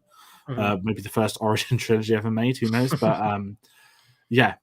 And I think what was genius was before we got to the rooftop scene, we got to check in with this, because that's a very intense action set piece, a very intense plot scene. And Mhm. we needed to let's go back to Ned and MJ. I know we've not spoke actually the two of them much in this video so far, but what I would say to them is that I think the more I've seen these films, the better they are. That I don't mind him having like accomplices. It's not, as you said, it's like a different type of adaptation, but I do like Zendaya, and I know that her and Tom Holland are an item in real life now that came out publicly and stuff, and they've done the press tour together, of course. But they have natural chemistry. You see them in interviews; they seem like three kids. And I think I said to you months ago, my biggest concern was they're doing a multiverse. How has MJ and Ned got into it? Whereas when you realize the whole film's just set in their actual current world, it makes perfect sense, and it's probably one of the best things they could do. But let's talk the reveal, because we get this really awkward scene of MJ like, oh, let's check up on him, and they've teased that Ned might be able to make a spark fly earlier on in the film by mistake. And then I guess we'll talk about them in order, right? He says, I want to see Peter Parker, and they do the spell, and then you see those horrible yellow eyes. I'm joking, it wasn't the Green Goblin. Hey, good point though. That's the second time Green Goblin's gone for an Aunt May, and only one of them has lived to tell the tale. That's Brett Rosemary Harris. She survived her building being blown up and driven into. Yeah. But Survived not Doc Ock herself. as well. Like she's Yeah, unstoppable. yeah. And helped get rid of the symbiote.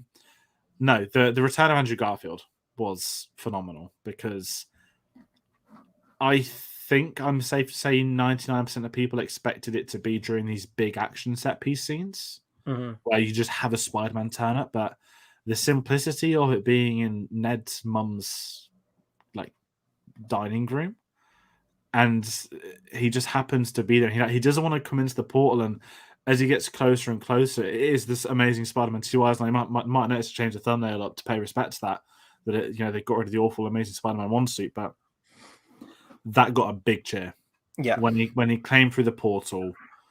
But when he took the mask off, it's that like the finality. Like Andrew Garfield's watching this at home, thinking no one's gonna ever ask me again, am I in the Spider-Man film now? Like that was a moment of many moments, and Mhm. we just got to see Andrew Garfield being Andrew Garfield's Peter Parker for a couple of minutes with these kids. And I know, because I rewatched them recently, I think like, some of the plays sort of 180'd for both. I suddenly didn't like the Amazing Spider-Man 1, and I did like Amazing Spider-Man 2.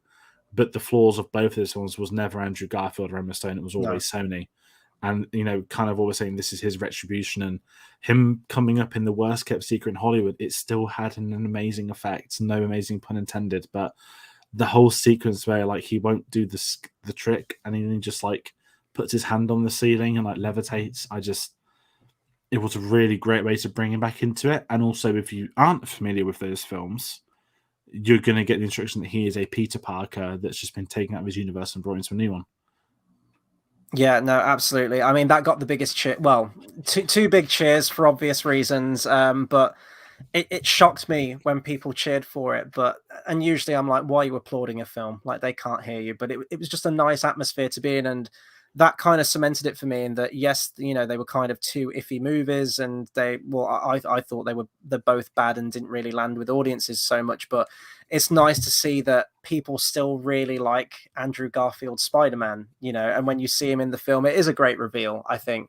We'll talk about Tobey's reveal in a minute, which I felt was kind of lacking to Andrew Garfield's one slightly. It felt a bit more matter of fact. It didn't feel as built up for it, but it's great to see him. I did want to bring up a comment from Carl a little bit earlier. He mentioned, although it was great to see Andrew and Tobey, it did feel like we were seeing the actors instead of them acting like they're Peter Parkers, if this makes sense. I can see elements of that with Tobey Maguire. It did feel like we've just got Tobey Maguire in the film. I mean, there are some nuggets of like information that we get post Spider-Man 3, which that was the stuff that I was living for. I was like, this is as close as I'm going to get to a Spider-Man 4. I can see elements of that, but it didn't detract too much. Like when they're in the suits and everything and they're throwing down at the action scenes at the end, it did feel like we were seeing those characters. And yeah, it was just so great to see. And I didn't even like those films, but it felt like we've got the whole team together, we've got the band together, and we knew that they were going to be in the film again. But when we saw it was happening, and I love Giacchino as well. In this bit, you get the little reprise of the James Horner Spider-Man theme as well from Amazing Spider-Man 1. I don't think we got Hans Zimmer's one in there at all. If we did, it must have been very subtle and I missed it, but I've never even been a big fan of that. James Horner's my favorite composer of all time. I think he's fantastic, but I never really enjoyed his score for that. But hearing that theme again, it did kind of bring it back, and I don't know. I got a kick out of hearing that. And again, fair play to Giacchino for because he didn't have to, but I'm glad he went the extra mile and just made it feel more connected in terms of the music. And shall we talk about the man himself? George, that the day finally arrived. We got it. I didn't think it was, I mean, I know it's going to happen in the film. I didn't think it would happen in the same scene as Garfield. I think me and you both said we thought Garfield would come in first. He'd get more to do. And then Tobey would come in a little bit after. I did not expect the same scene. And I think credit where credit's due to Marvel. When there's like, oh, okay, there's another Peter Parker. Well, now I'm going to go and get the real Peter Parker. And I was like, now it's going to be Tom Holland and you're going to go see him because it's just too easy. And there he was, older, with shorter hair, but the one true Spider-Man. He phenomenal shape. I mean, Garfield looks great anyway, but Maguire is this like he's almost like Mysterio, right? I don't think he's been in a film since The Great Gatsby. I could be wrong. I don't know if Boss Baby really can count, but I cried at this part. I'm just gonna say at the moment I sat there in my Tobey Maguire top, and it all came in, and to get him back after 14 years, the robbery of 2011 and Spider-Man 4, but I don't know, it felt right, and I know you're not as keen on the bit of him coming back, but it was like him awkwardly sat on top of a building. Like I've been looking for this Peter Parker guy for a day or two, and I was just there like the king. He's returned the king, isn't it? Like he's come. It's like the bloody Lion King, and yeah, I was a mess at this point. I had like tears scrolling down my face just seeing him, and it's the fact they did it. And I think going off what Carl said earlier, I feel that both Spider-Man portrayals, 3 if you're going to include Holland, well, actually always felt like it's the actor puts a piece of themselves in the character, a bit like James Bond, I guess you could say. And I don't think Batman's as similar as Spider-Man is to those, but I think when they take on these characters, I sort of joke with the Garfield one where he was he felt like a bit of a druggier Spider-Man, that he was all sweating loads. He was like all like illustrious, with his hands all weird and sciencey, and we got that from him, which is great. But I think that stuck iconic to his character. And getting Maguire, he was the calm, he was the cooler one. He was so good with the others. He was insecure, but he was confident, and he knew what was what. He was the GOAT, and he is the GOAT. And the scene was phenomenal. And then even it just, I mean, I'm forgetting the scene in my head because there's so many things running around my head. I don't know what else they spoke about, but the follow-up scene, I was a wreck. I did not expect to get that there. When he's like, we've got visitors, and Tom Holland like jumps up to fight or something like that, and it's the two Spider-Men confronting, Little Iron Man Jr. And this is where he earned his colors. Their return wasn't this big team up trisector for a big battle. It was character development. We got character acts. We got Peter Parker moments, and going into that next scene, there's so many great scenes in this film. But I wouldn't even say we got some acting. Just the Peter Parkers discussing their lives and what happened and how they are all equal with one another. I thought it was 5 minutes that we needed.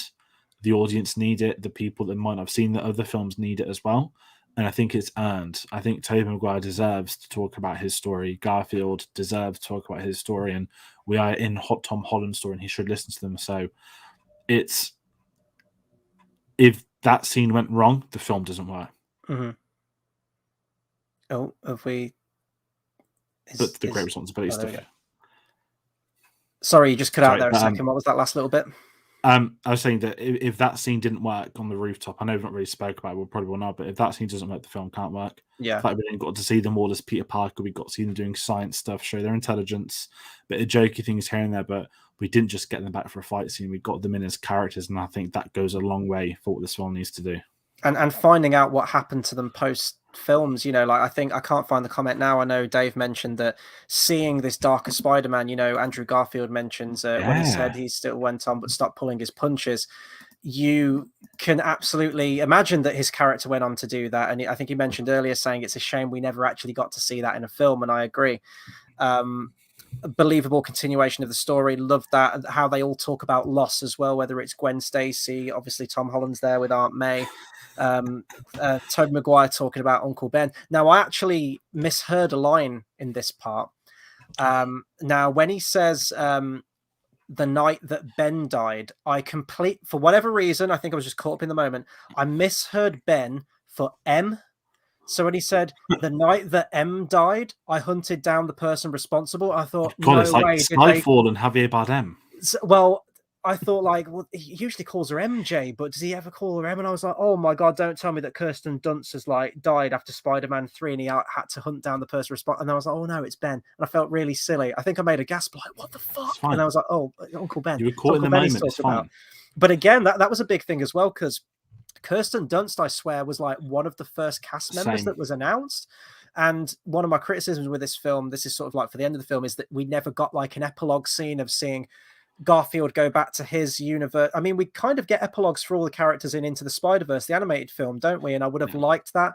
Just like the end of Pirates of the Caribbean 5, where Will Turner shows up on shore, the Elizabeth Turner moment. It's like a 30-second scene. If Kirsten Dunst had been there, that would have been the cherry on top of the cake for me. But it was just fascinating to hear these characters. The shot of Maguire crouched on the edge of the building at nighttime, and it's God, I've never had those films. It's been a long while since I've had those feelings watching a film where it has been something so near and dear to my heart, and it's just it's being done justice. Maybe like Creed 2, I guess. Maybe you could even say Cobra Kai in some respects, but just I had to keep stepping out myself. I kept having to talk to myself this is fucking happening. There's Maguire. This is after Spider-Man 3. I've wanted this for years. And it's not Spider-Man 4, and I'd still love a Spider-Man 4, but this is as good as I'm going to get. And how ambitious it is to get these three people, and they're there on screen, and they're all, I don't know. It sounds stupid that I know exactly what the plot of this film is. I know what the film is going into it, but it was such a surreal and epic experience watching it. And this scene was absolutely one that sealed the deal for me. And the one after as well, where it gets a little bit more jokey, but they're comparing it's I've got the web cartridges for us, guys, and Maguire's there web cartridges, what organic? And that's been I've a always meme for a long time. Yeah, and I've always loved the organic web shooters, but even moments like that, it's just great to see. And then the bit that did it for me, and this is where the manly tears kicked in as well. There's a moment where you've got Tom Holland and he's kind of, cozying up to Zendaya, and they're kissing and whatnot. And Andrew Garfield's looking over and he's tearing up because of, what happened with Gwen. And he asks Tobey Maguire, have you got a girl? And he says, yeah, I've got one. He says, it wasn't easy and it took a few years, but we made it work. I was like, they're together. At the end of Spider-Man 3, they did it. I now, that was always the question mark, wasn't it, at the end of Spider-Man 3, and we've got an answer now. And I just wanted to do the air punch from, Breakfast Club, yes, loved it. I'm rambling now. I'm going off on one, but it's so epic, just brilliant.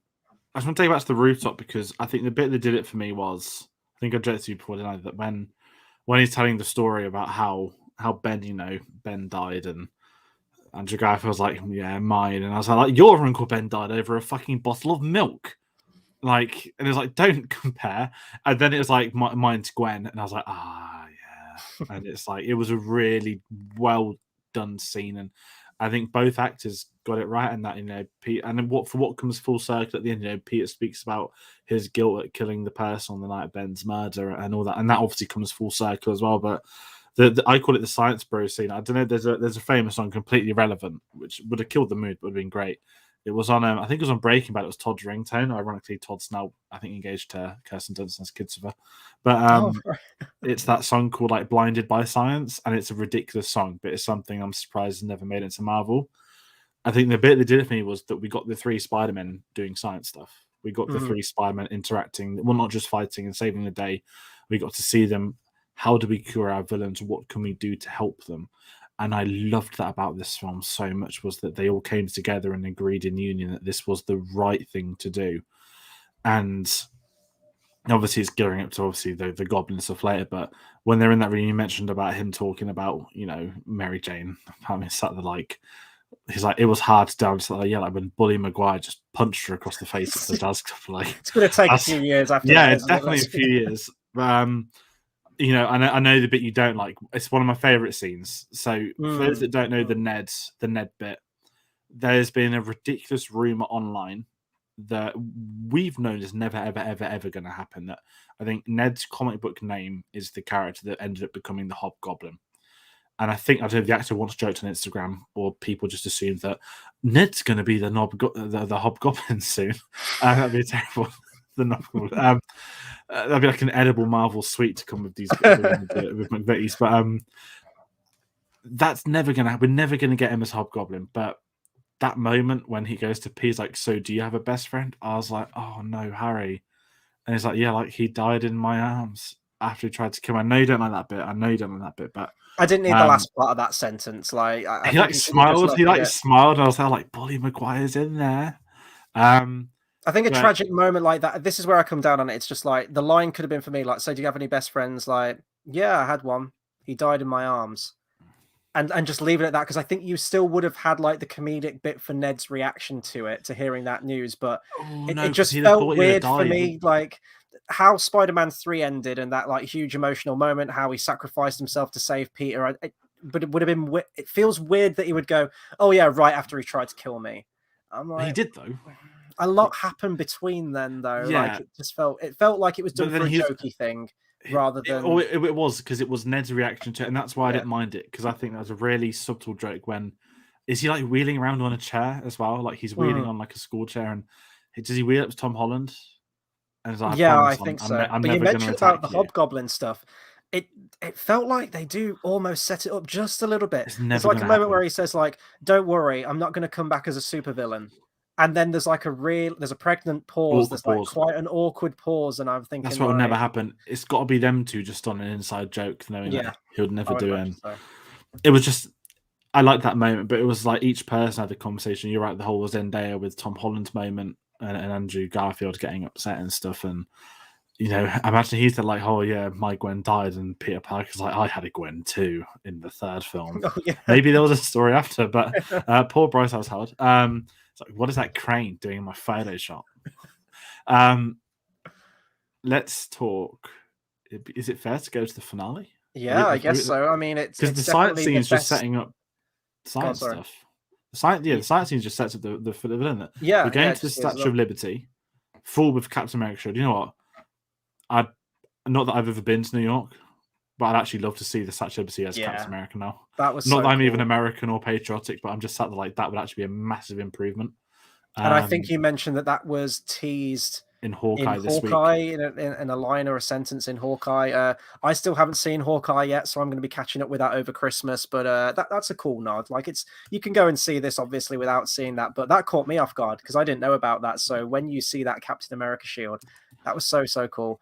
I will say as well, you know, I can think of, this is the second superhero film I can think of that ends with a fight scene on the Statue of Liberty, and it's definitely a darn sight better than the first X-Men film. Yeah. I will say that. Let's talk the fight, because should we talk that Sony trailer where they accidentally, Sony Brazil for some reason, showed the clip of Lizard getting punched in the face by Spider-Man, digitally removed, really wasn't quickly. It? Yeah, and he just randomly gets punched in midair. My question is, how do marketing countries get given different trailers for different countries? That's what I'm really perplexed by. Anyway, that's completely relevant. But the whole fight sequence, not that it's it's not a legendary fight sequence or anything like that. I think as far as a fight sequence goes, a final act, it's very well written. Certain character moments pull through. This is going from start to end. You're ending with them going back to the multiverse and whatnot. But as a final act goes, this was one of the better Marvel ones. It wasn't saving the world. It wasn't. I know there is the whole spell going on. Doctor Strange comes back, but this film, this is telling Peter Parker's story, and this is where something like Eternals failed. Couldn't be more different films in truth, but that went for the whole let's save the world and we need to, and you're not invested in them, but you're invested in Peter Parker's story, maybe all three of them, maybe one or two of them, but with Tom Holland in this film, you're invested in his story and you are with him to the point that Aunt May's been killed and he's to save these people. He still wants to cure these people and get them back to their worlds. And I just think that is a very ballsy finale to do. Okay, yes, you could say it's set at nighttime, it's ever what, but we got to see 3 Spider-Men fighting. Even before that, we got some insane references to their adventures. We got the bit I laughed at maybe the loudest of everyone in my screen was when he spoke about "ow, my back." Yes, and you've got, me too. Yeah, you've got here's Andrew Garfield being weird as normal, stretching him, but here's Tobey Maguire with serious back pains. He does in real life, I think, doesn't he? Does he? I think he does in real life. I remember there was something in one of the ones. I'd love the fact if, in this universe now, the reason that Peter Parker has a bad back is from that part where he smacked his back on that car from Spider-Man 2. That would be amazing. But that whole scene, now, that felt to me like the camera crew literally just set up a camera and was like, go. Because it all felt like it was improv, or the grand majority of it was. And usually I'm not keen on that kind of stuff because there's some improv sounding stuff at the beginning of the film, which I don't like, but I was crying, laughing just to hearing the exchange between these people. It's right before the battle kicks in. They're just sort of shooting the shit, killing some time. The whole thing where it's like, oh, do you ever have any problem of running out of webs? And he's like, oh, there's one time I had this existential crisis or something like that. The mention of Venom, and he's like, oh yeah, I fought a black goopy alien, and he's like, I fought an alien out of space, and he's like, wait a minute, I'm just hung up on the fact that you went out of space to fight an alien. And that whole exchange was brilliant. That was one of my favorite scenes. And again, I'm not usually a fan of improv style comedy to that extent, but it was definitely written. I think it was incredible. The best bit, and I mean, this is one of the best. This is going to get dissected this scene for years to come, I think. But I think the bit I loved was Andrew Garfield when he's like, I fought a Russian in a mechanic robot in a rhino suit or something, and he's like, my stories are lame compared to yours. And Tobey Maguire's like, no. He's like, you're amazing. And it made me laugh because it's not only calling him the Amazing Spider-Man, but it was the moment in which they are being, I hate using the word meta, but it is a well-known fact that Garfield wasn't in the best films, but he was the best thing in those films. And to me, that moment, that laugh, that joke, whatever, that was them saying it for everyone to see. And this is the whole point. It's not them mocking him. It's saying you were a great thing about these. And I think that is as sort of in-house as you can get a message to the audience. These ones were shit, but Andrew Garfield was good in them. And I think leading up to everything that happened, it was earned. I think each character earned us. Even the whole joke about the Avengers, when it's are they a band or something? And got a comment here. Dave says it's interesting how they are in all the other universes. Yeah, and it's great. I mean, Oscorp Tower was almost in the first Avengers film. I'm probably buzzing they never did that now, but it's one of them where just those guys. Yeah, I mean, it makes you think as well. We'll never get it, but I think Tom Holland in the marketing said that there's a WhatsApp group, the three of them, and Zendaya pulled a face because we all knew why. But I love in the film that they spoke about, their lives as Spider-Man. But what Tom Holland in real life, which actually struck a chord with me, is that, he goes, there's millions of people that work on films, millions of fans. He goes, but there is only 3 of us that have ever experienced this life, playing this for what it's like. Not arrogantly talking about being on set, but being this iconic person to so many millions and millions and millions of people. So it's the responsibility you have as an actor taking on this iconic character for generations.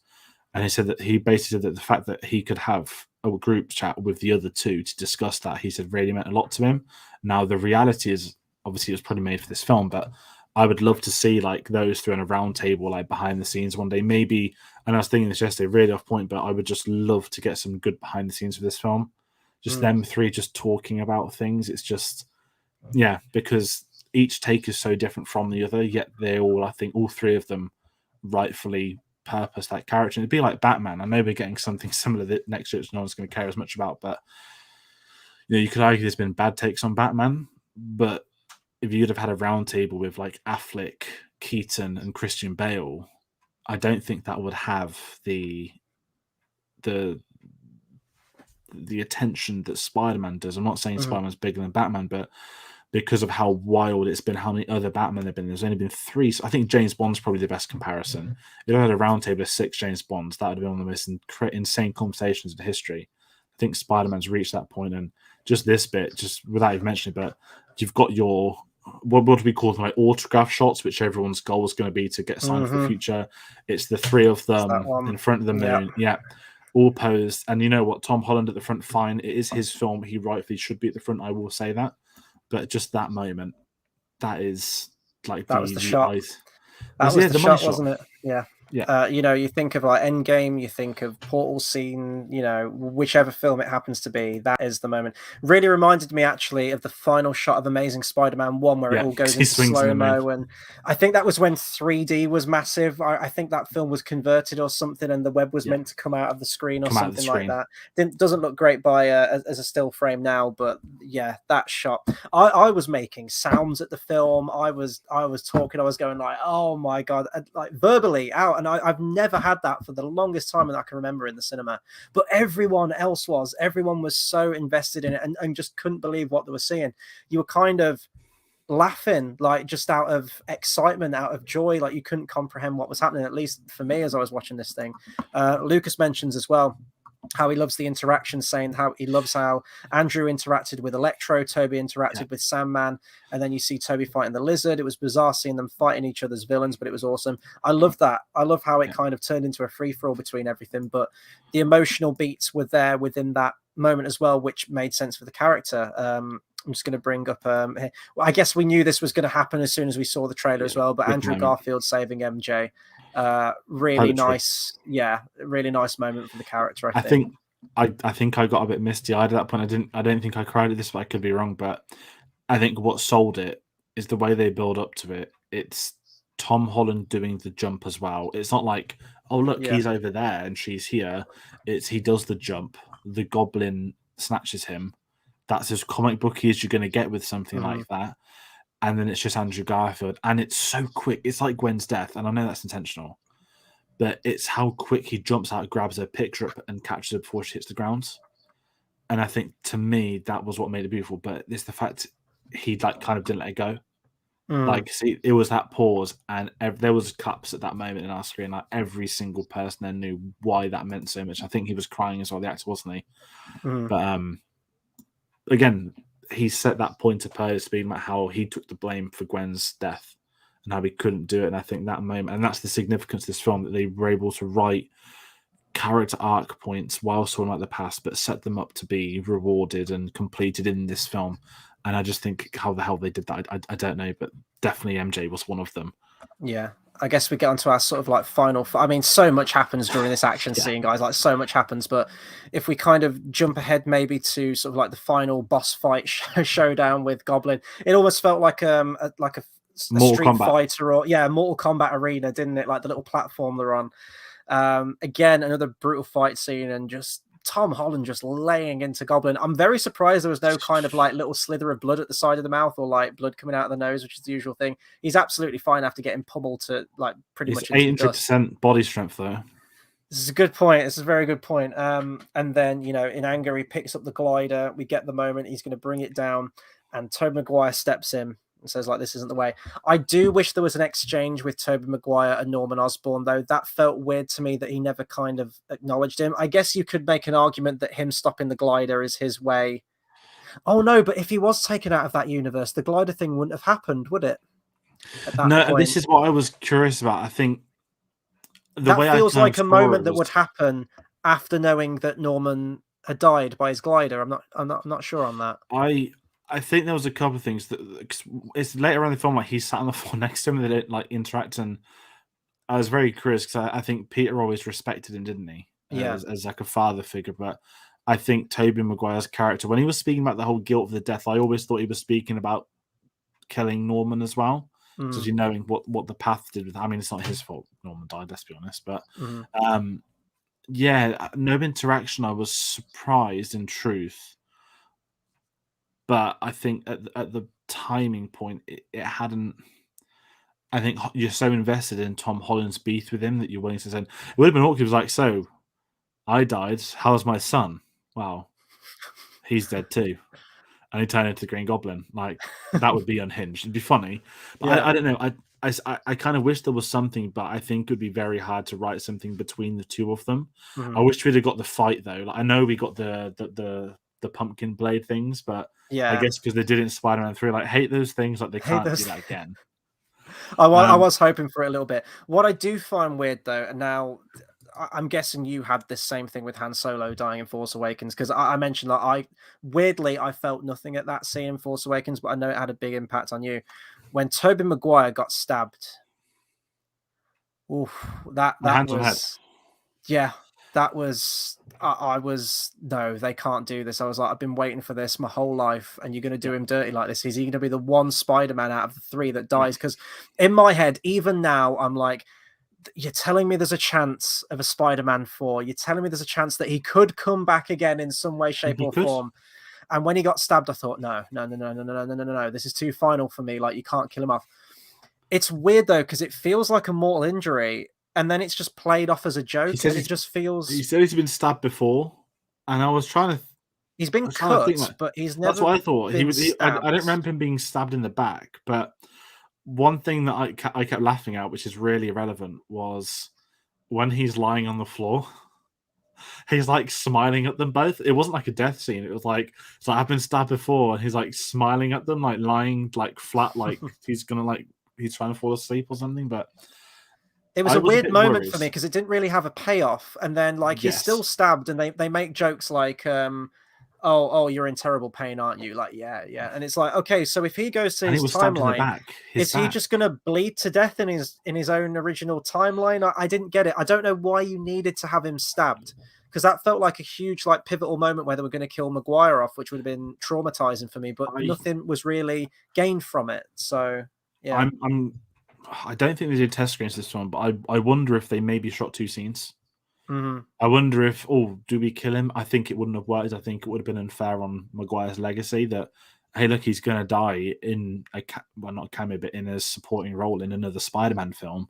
I Unless it was think a that would have clause been, like the whole Han Solo, well, he came back for yeah, 9, but, didn't he? but Granted, where like if I'm coming back, I'm doing 1, and then I want you to kill me off yeah. type thing.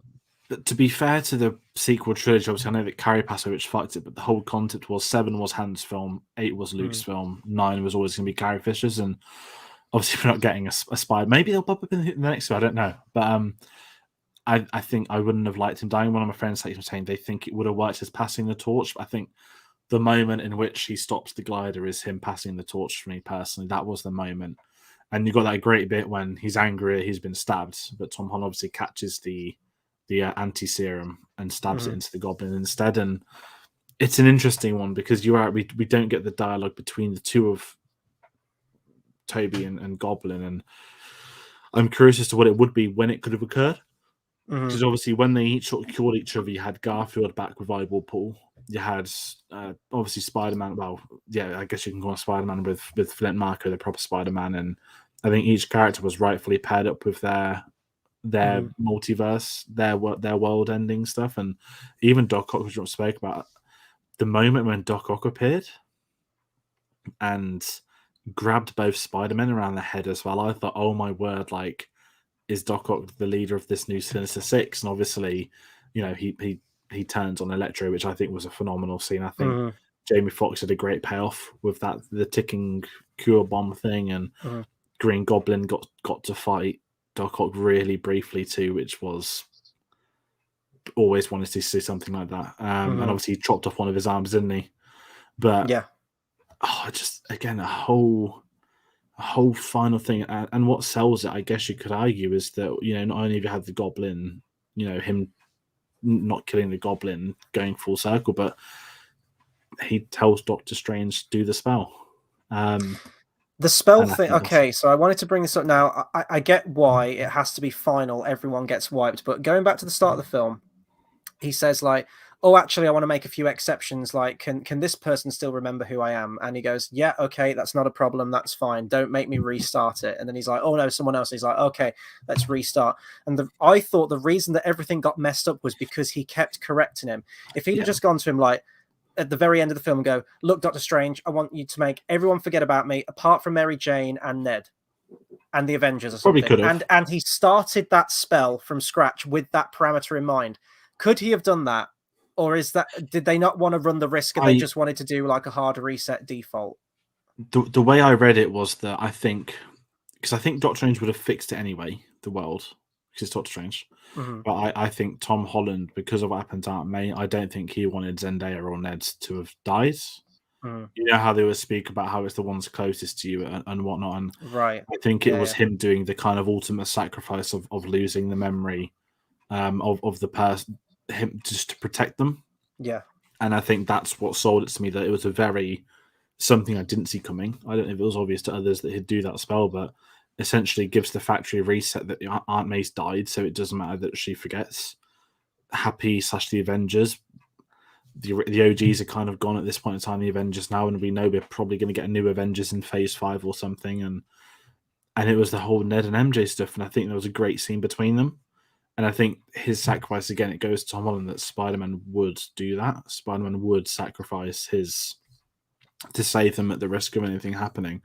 I think it was a very, very ballsy thing, but it had a payoff in its own epilogue, didn't it? When him going back to the coffee store. That was a really nice scene. And I've always said that I've never felt like they had great chemistry, but at the end there, Zendaya and him in that coffee shop, I was like, that's a great moment. And you know, I never liked the fact that Spider-Man's identity got out there across the world, but I like how with this reset now, it's gone back to basics. It's gone back to how it should be. You've got J.K. Simmons, you know, J. Jonah Jameson saying like, "Who is this masked menace?" Like at the end, everything's in place. You know, the new costume as well, which granted is CGI, and you only get like a quick little glimpse of it as he's doing the final swing away, but looks like the OG costume from the comic books. Like I can't wait to see that. That's what I thought. It's like a modernized 60s comics, isn't it? Yeah, and now it's kind of the thing that Peter Parker is the loneliest person in the world. He's literally got no one to turn to. He's out on his own, but he's out there still doing the Spider-Man thing. Living in poverty. He's got a new apartment. Can we talk about the apartment? With a Manji door.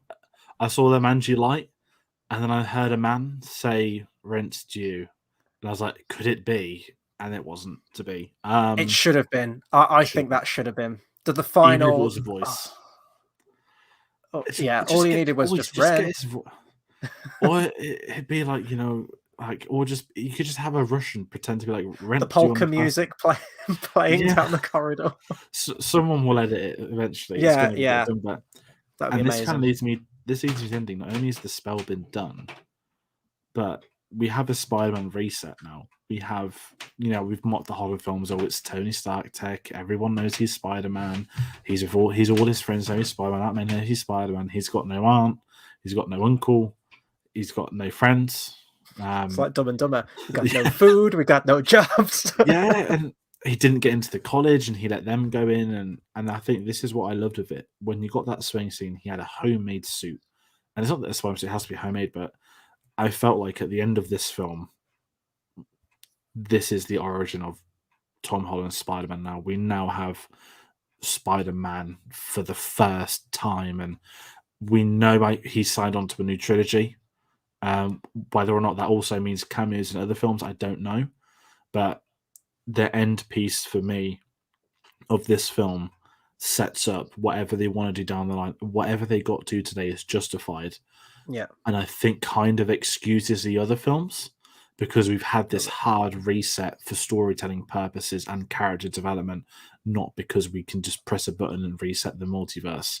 And I think that's why I loved that ending so much, and it was earned. And I think, please someone comment, I saw Steve Rogers the musical, because he was swinging in New York at Christmas, and Hawkeye is set in New York at Christmas. So I'm not going to sit here and say Spider-Man could be in the last episode of Hawkeye next week, but Daredevil's in it.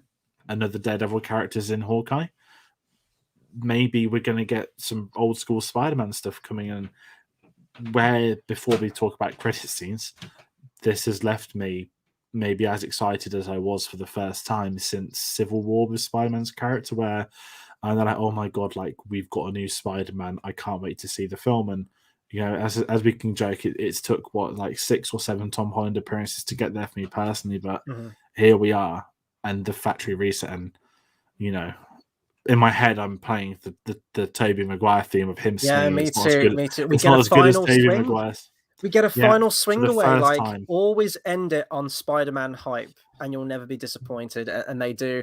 Now, what I'm looking forward to as well is you mentioned the factory reset, and it's quite incredible how they've done that. Like, it's resetting the Spider-Man character, but obviously it's going to be a continuation. Hope he gets another trilogy. I think he's going to have one more trilogy.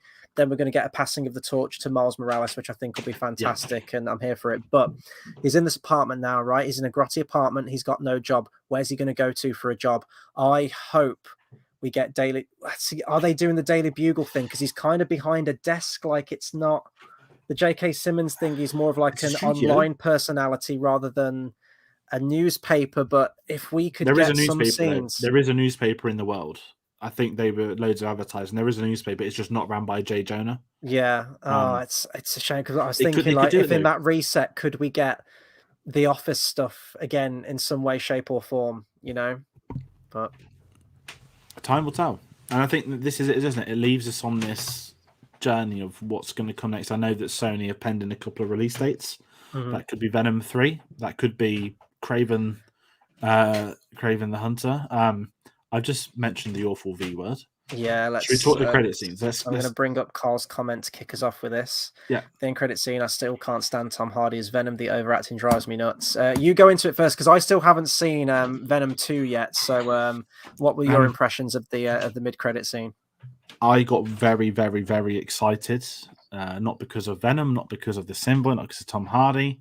If anybody here has watched the incredible series, I think 20 Emmy nominations had now. Ted Lasso. The waiter at the bar is one of the main characters from Ted Lasso, and I have no idea why on earth he is in a Spider-Man credit scene. He's basically played as a parody of Maradona. I know you're not big on sport, but you've heard of Maradona. And his name, oh my god, I always forget his name. Give me 1 second. Oh dear me. That's really embarrassing. I've forgotten his name. Anyway, so when Venom appeared, I was like, couldn't care less. Whereas now, football is life. That's his name. That's his like plot point. Anyway, I'm waffling about Ted Lasso. Go watch Ted Lasso. Danny Rojas is his name, the character. But it was like, why is he a Mexican waiter now? Let's get that out there. Venom. I loved this credit scene as well because we were shown why Venom is terrible. Tom Hardy overacting, as you both said. I hate the voice as well. I don't think this is Tom Hardy's fault. I think he was absolutely fucked over by Sony, as is common procedure. The famous junket where he said his favorite scenes were the 30 minutes they cut from the first film, so they could get to a 12A. The fact that Avi Arad's master plan has been to get Venom versus Tom Holland Spider-Man, and the way this film finished, when the beam me up Scotty moment happened, and Venom went out the multiverse, I was like, this means we don't have Tom Hardy's Venom in the MCU. Because if they'd have left him there, I'd have got really aggravated and it wouldn't have worked. But having the black symbiote there was really interesting because that needs to find its way to New York now and now Mexico. And I'm sure it will. Yeah. I think, did we say this in Spider-Man 3 video? If they did Black Suit Spider-Man now, it would probably be over the course of a film or two. It wouldn't just be thrown in and get done on the spot. I think it would have to be in Spider-Man 5 with Holland, I think, if they're going to do the black suit. I wouldn't do it for the next one. I'd save it for the one after. That's what I'm like. And then you can maybe spill it into 6 to bring in Venom or something. I don't think you can do a whole singular film on the symbiote stuff, but it left me in a curious state of mind. I just thought it was a rubbish scene of Venom. And that's, again, and going back to the Venom 2 review me and Charlie earlier this year, we basically said the only relevant thing about that entire film was the credit scene. The credit scene was them getting transported into the world. And now they're out of that world, which basically makes Venom 2 redundant unless you have no taste. So it was a terrible scene, but I'm glad the way it ended means that we should never get Tom Hardy versus Tom Holland. I thought it was just an awesome. I don't want to say this because I know you messaged me, would we get an Eddie Brock? Unless we got Tom Hardy as a new Eddie Brock, but I think that would be too confusing for the general audience. I don't think the general audience can understand that. But yeah, that credit scene, hated it, but liked it because it meant we're safe. I know that we've had like 3 Spider-Men in this film, and I know that soon, in another studio, we're going to have multiple Batmen in the same film, and a concurrent trilogy that's running alongside it. But I don't think you'd have 2 Venoms, and Venom, unfortunately, is really popular, and I think they're just going to double down with the one that they have. So, or they can bring back Topher Grace, because yeah, I'll be down for that. In theory, Venoms are getting pulled into the MCU that day. Topher Grace knew who Peter Parker was. He knew who Spider-Man was. So maybe it's like Dumb and Dummies. So you're telling me there's a chance that's Topher Grace going to Sony tomorrow morning? And I'm joking. I mean, as I mentioned, I hated Venom 1. I haven't seen Venom 2 yet. And if this end credit scene is anything to go by for Venom 2, then I will be giving that film a wide berth. I hate it. I hate how Tom Hardy acts. I hate the voice. I hate everything about it. It's so tonally removed from the film that we saw previous to it. And it did kind of ruin the feeling of the film ending and the high that everyone was on. And of course, you're all anticipating what the mid-credit scene is going to be. But the guy next to me would just had his head in his hands and just shaking his head. So clearly not a Venom fan next to me. I could hear a few other people groaning, and it ended and they were like, what the fuck? Like, no one seemed invested in that scene, and it just kind of didn't ruin the film for me. But when the credits hit and you want to kind of take in the film, it's really bad. And I'm like, okay, symbiote's in the MCU, great. It's everything. Avi Arad is like the symbiote. He has to graft himself onto everything, and Venom is always a result of everything he gets his fucking claws into. It's just awful. I hate it. But he gave himself. Can we say it? Because before we get to the actual good credit scene, Avi Arad has a credit in this film. And it's like, I thought someone died, because when Spider-Verse, you got a Stan Lee and Steve Ditko quote, and it was like a really nice message of what they did for Spider-Man, the character. And when obviously certain people pass away, you might get an extended credit. And this film was like, Avi Arad.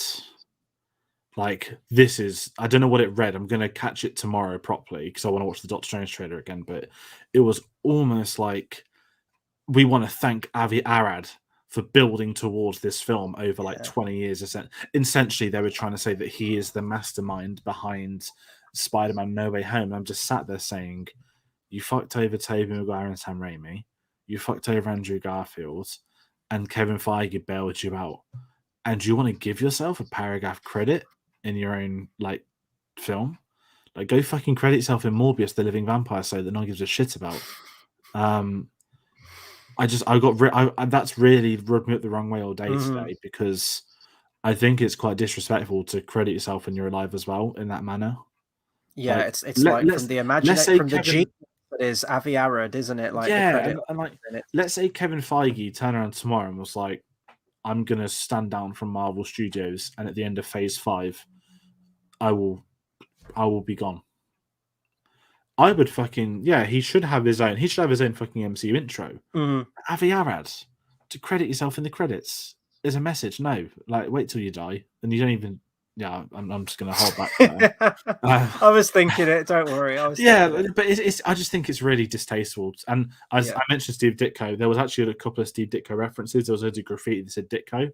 I thought that was really random but really cool. I saw them scattered in the film. But the Avi Arad thing just really pissed me off. But then luckily we got a phenomenal trailer. That final Doctor shot. Strange. It's like, oh, I can't even remember what the line is Yeah. now, where he's like, things just got a little out of hand or something. It's like Because this. in What If you get the Oh, villain Doctor Strange, I'm like, is it the What If Doctor Strange? Is it oh, another okay, Doctor Strange? yeah, And that trailer looked phenomenal. Wanda coming into it, creepy Scarlet horror, Witch. yeah, Yeah. Raimi, very Chiwetel good. Ejiofor's got dreadlocks and looks actually badass Yeah. finally. And that film, there was only one sad moment when it ended and we were all buzzing. My friend said, "So when's that?" I was like, "Oh no, it just got delayed from March to May." When was the But last Marvel film that ended with like a trailer? I want to Captain say it America was one, Captain America, wasn't it? yeah, For Avengers we 1. had Was that the last we had one? the chat in the car. Yeah, it was. So yeah, that was an Avengers, and you got to think that was an Avengers tease. This is like, and going back to what me and you sort of spoke about without dissecting that trailer because we Mm. could be there for hours. But my friend spotted the one-eyed alien. He's very familiar with from the comics, and Or like the obviously evil Doctor starfish looking Strange. thing. I thought it was the thing out of Yeah, Suicide Squad for a second. it's apparently a really famous Doctor Strange villain, but I think that film, they've advertised it. It's Sam Raimi. It's a horror-esque film. That trailer looked fucking phenomenal. Yeah, Like, everyone got was it like a hyped. sideways church, like going through and Hmm. everything about it? And that film, I think, is probably one of my most anticipated films of next year before that trailer. Hmm. And that trailer just delivered on it because I think because Doctor Strange has been a supporting character for so long now, it's time for him to get his own film again. And I think we've seen so much of them all, and yeah, I'm really excited for that again because of Sam Raimi returning, Benedict Cumberbatch in the leading roles, I guess you can say Hmm. now, and it was a very good trailer, and I think that was the right moment was to put it online. Sorry, not online, to put it there. Hmm. I hope it doesn't pop up online for a couple of weeks. Let people have Spider-Man, let them breathe. But what the last thing I say for handover is it certainly feels like it's going to deal with the consequences of what's happened in the Spider-Man film. Yeah, not just that, but also WandaVision. Of course, we know from the end of that she was going to be in there. I think she was announced anyway before that, but Yeah, them referencing WandaVision, and we both loved WandaVision, didn't we? And seeing her in that costume, I can't wait for it. It looks everything like it needs to be. Raimi bringing in that like horror element to it as well, that really darker, brooding look to it. It almost looks like Tim Burton's directed it in some scenes with what's going on in there, but yeah, the audience was ecstatic at that. Like they can't yeah, wait for that. So hopefully they let Raimi make the film he wants to make. But judging from the trailer, tonally it looks really interesting. So yeah, I'm going to be looking forward to that one for sure. My God, we're almost coming up to 2.5 hours. We knew this was going to be a long one. We're almost yeah. breaking even with the length of the film at this point. I guess sort of like for the wrap up, like final thoughts. We do have like favorite scenes down, but maybe throw in what was your one favorite scene and sort of like final thoughts on Spider-Man No Way Home. Favorite scene, fuck. I know it's tough. I'm going to go out on a limb and say the scene on the roof of the school. Mm-hmm.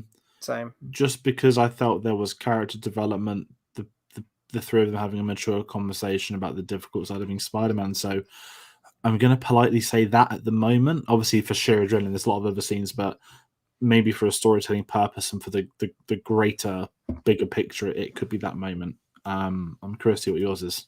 Yeah, no, I think we're going to repeat each other here. Like, yeah, probably the rooftop scene, any scene with them together. My favorite shot, I think pretty much everyone's going to say, is the one where all three of them are in front of the moon. But the favorite scene, yeah, it would be that one because we're learning about post Spider-Man 3, we're learning about post Amazing Spider-Man 2, but it's all linked to Holland's emotional turmoil in Yeah. that moment. And yeah, so that would be my favorite scene easily. Dave says that he's seen it twice and he can't wait to see it again. Yeah. I will actually mention that it takes a very special MCU film or even film in general nowadays to get me to go and see that a second time. I'm trying to think of other Marvel films that I've seen twice at the cinema. I think even Endgame, I think I only watched the one time. Infinity War, I went a couple of times. Beyond that, I can't remember the last one that I saw a few times at the cinema, but I'm talking about this now. I need to experience this film again. Like 100%, I need to see this film Going again. in once you've known everything probably sets it up better so you can sort of precisely see what's going to go ahead. And I think I'm going to go tomorrow. Well, technically not today at the time of going live. I originally had today off. This was the original release date. Yeah, And yeah, we got it on the Wednesday, which is a blessing. So I'm going to go at lunch, and I've got a booking booked tomorrow with my dad, who grew up on the he took me to watch the Raimi films as a kid. And Oh, he's a that would big be Raimi cool. fan. That would be nice. So so I think June's my record for 4 viewings this year. Could this top it? I don't know. It's getting to Christmas week and there's a lot of other things happening. But if that passes partly into final thoughts, I've been stuck on saying final thoughts for this. Like last night when I logged on Letterboxd, I put it as like 4.5 star. And I don't really care about star rating systems. I like to put a lot of 5 stars for the sake of it. But as I've sort of slept in this overnight, I'm just processing the film still. Because I love this film, don't get me wrong, but I'm processing it like, how did they do this? Yeah. That kind of processing. Not on the level of June of like film quality or quantity, but to bring in 3 different iterations of Spider-Man and give each of them a new character arc, pay off all those character arcs, bring back villains, give them character arcs, pay off their character arcs, all to take place in 2.5 hours. I didn't expect as much story and good story as this film had, and I'm in a really unique situation where obviously I absolutely love this film. It's right near the top of my list and stuff for this year, but I'm struggling to give that like precise, it's amazing, it's this, it's that. This is, I think I called it on my Instagram a religious experience, which loads of people at work decided to message me about. I don't know if they're insulted or confused, but I'm just going to leave it as a religious experience for me because I can't process what I've seen. There were things that happened that I never thought we'd see again. I never thought we'd get to see Tobey Maguire as Spider-Man again. I never thought we'd get to see Andrew Garfield as Spider-Man again. I never thought we'd see Doc Ock or Green Goblin. So there's a lot to take in just in terms of, doing the impossible for me personally. And I'm going to forever cherish this film. I've already got my Steelbook pre-ordered of Savvy. Nice. Yeah, I'm it's an emotional viewing experience, and I maybe by the end of the year, if we do a end of year list or something like that, maybe I can round out some clearer thoughts. But I'm still taking in, and it's been 24 hours. Yeah, I mean, it's emotional experience watching it. It's emotional experience talking about it. Even now, like going back over those moments and reliving them. Sort of the negatives for me on the film are sort of the first bit of the film. The jokes weren't landing, and I wasn't sort of like liking the tone or where it was going. It's really when those classic villains start showing up, where Melina shows up on that bridge and the plot starts kicking in more. And I'll admit to it, once we get the nostalgia beats of seeing all these actors and these characters back and lines being mentioned, I was all for it. And it was just so nice. It was absolutely what I needed. It was like pure escapism, entertainment, and also a very emotional experience for me.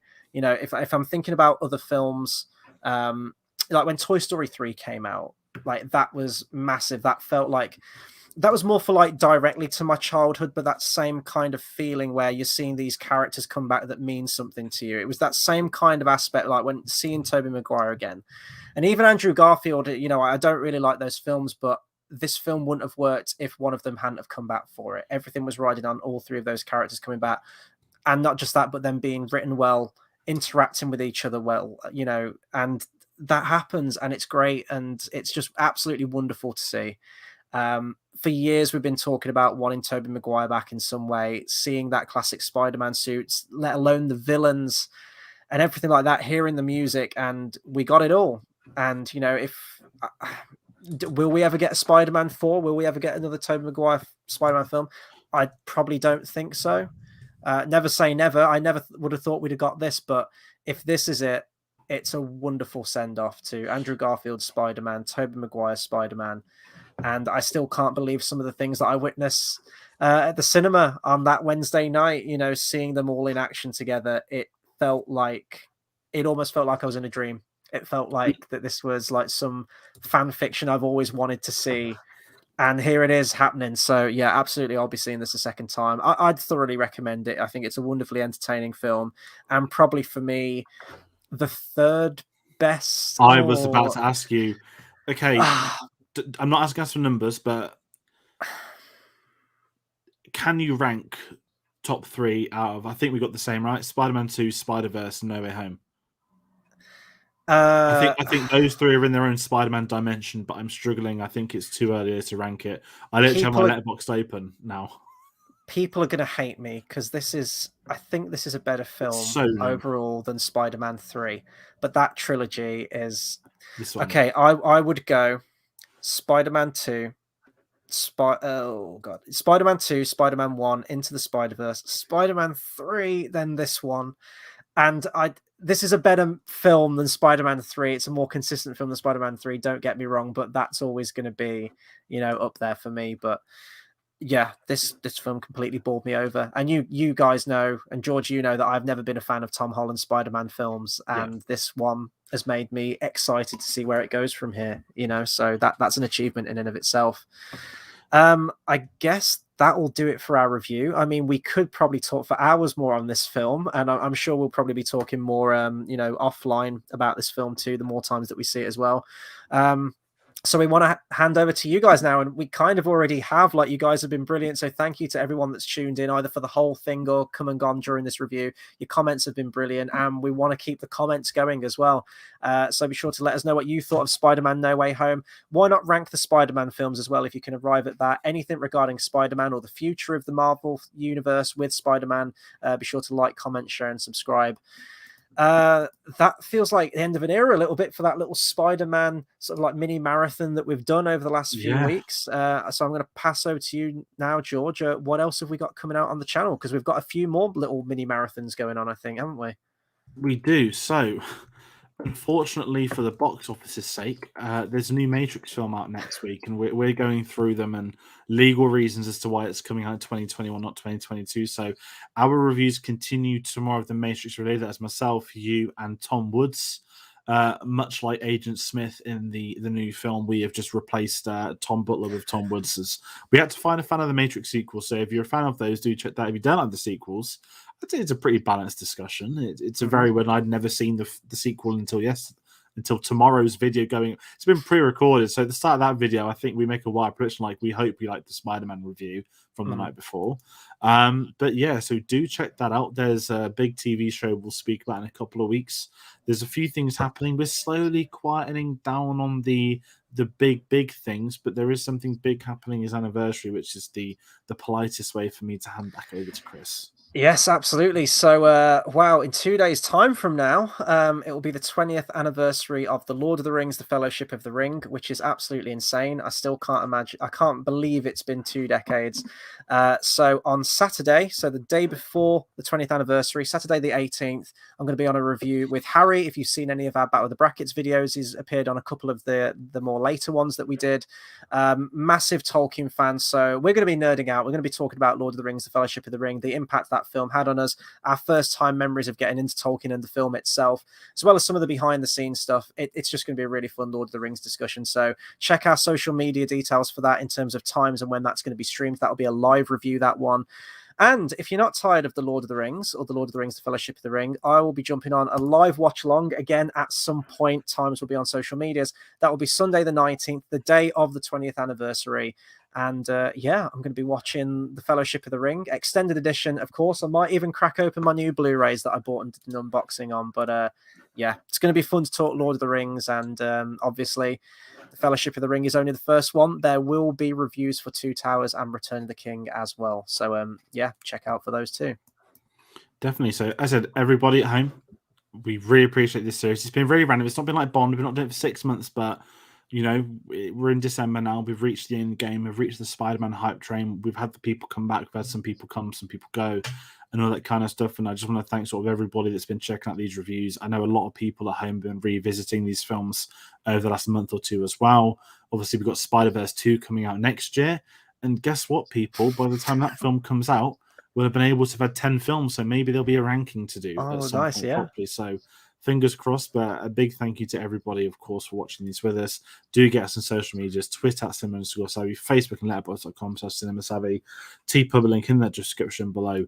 But again, I hope that this review has been to your liking. I hope you haven't missed anything. And if you haven't missed anything, comment it. We've replied to your comments on the stream. We appreciate everybody in the live section today. We've not been live for a couple of weeks. It's been nice to be able to get some people's thoughts on it.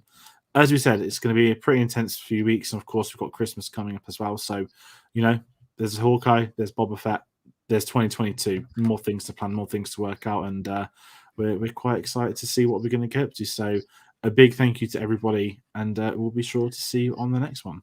We'll see you in January for Morbius.